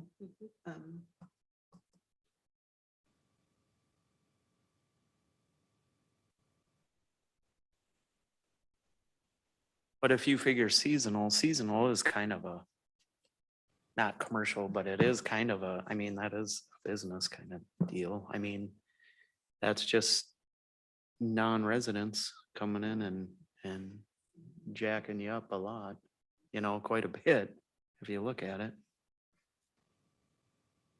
So residential pays about a little less than half.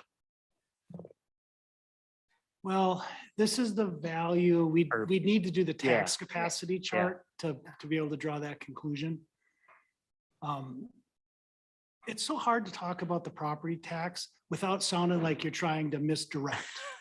Well, because commercials and seasonal is all taxed on a different rate as Well, well. seasonal's the same as residential It at is. 1%. Oh, okay. But it pays the state tax. Yeah. Okay. So this is the 2021 value for taxes payable in 2022. I think this is just 2021 straight payable, Oh, okay, okay. because this is from last year's TNT, right? I Yeah. believe it was. It's hard to. But the breakdown stayed pretty. And so maybe just to compound it, right, when you look at the change in value, it was residential that had the highest percentage increase last year. And this number it'll likely be the lead this year as well.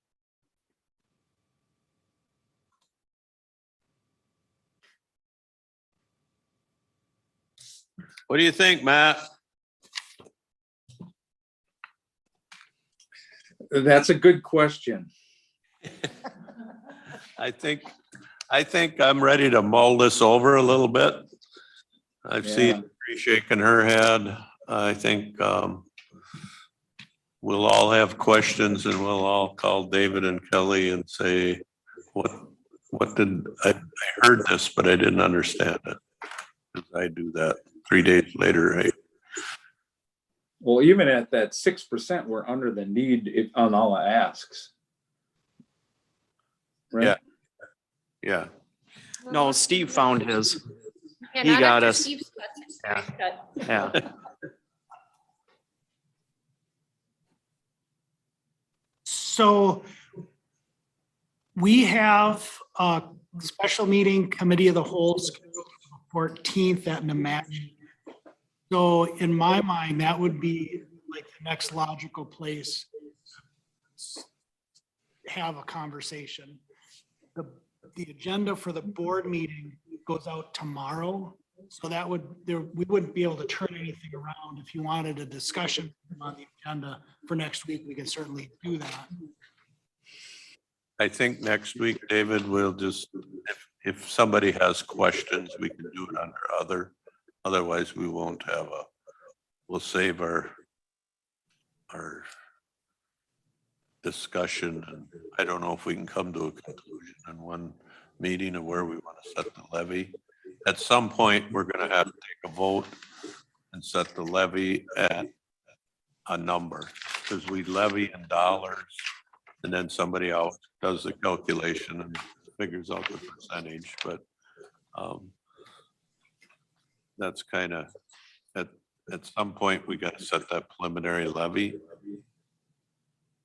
A lot of entities don't want to do the hard work in the beginning, so they set their preliminary levy high.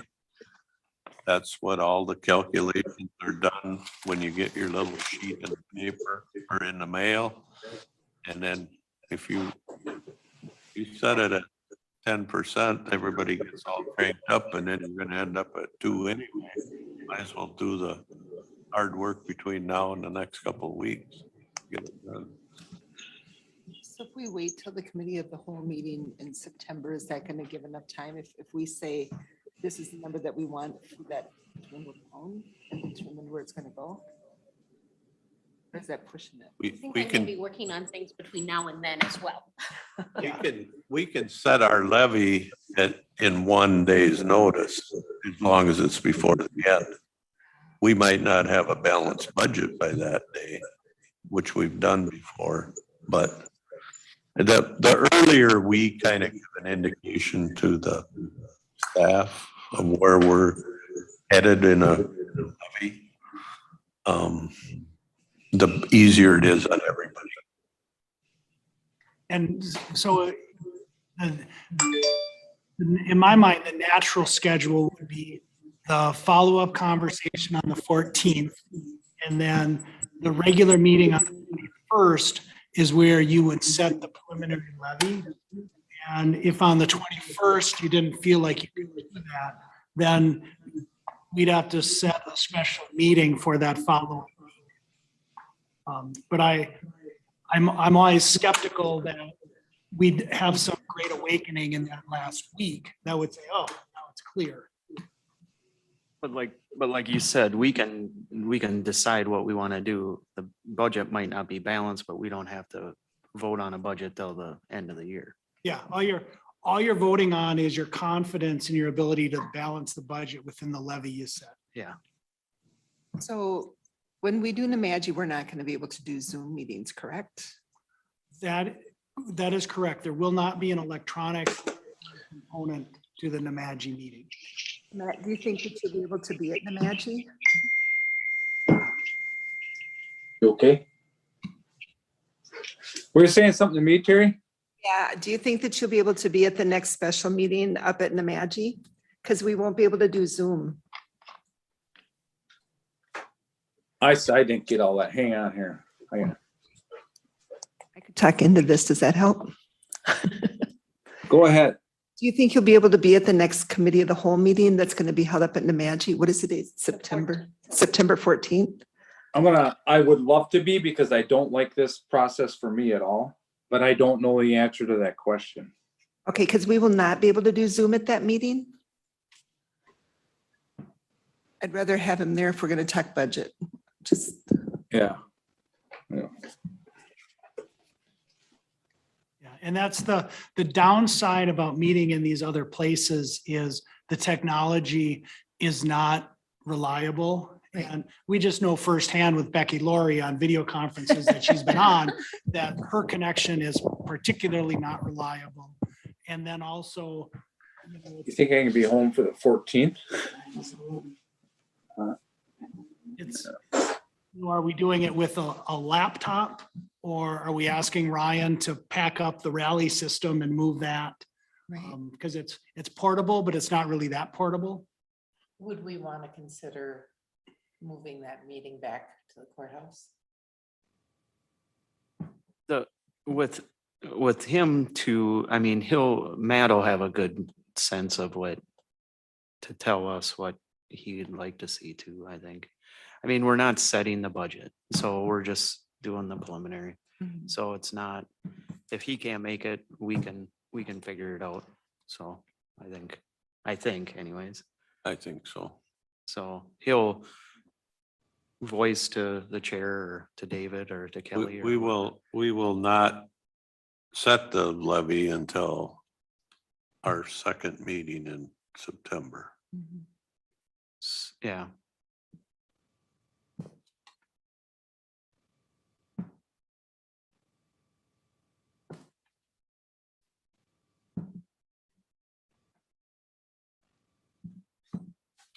So, anything else people want to talk about? I'm keeping this one.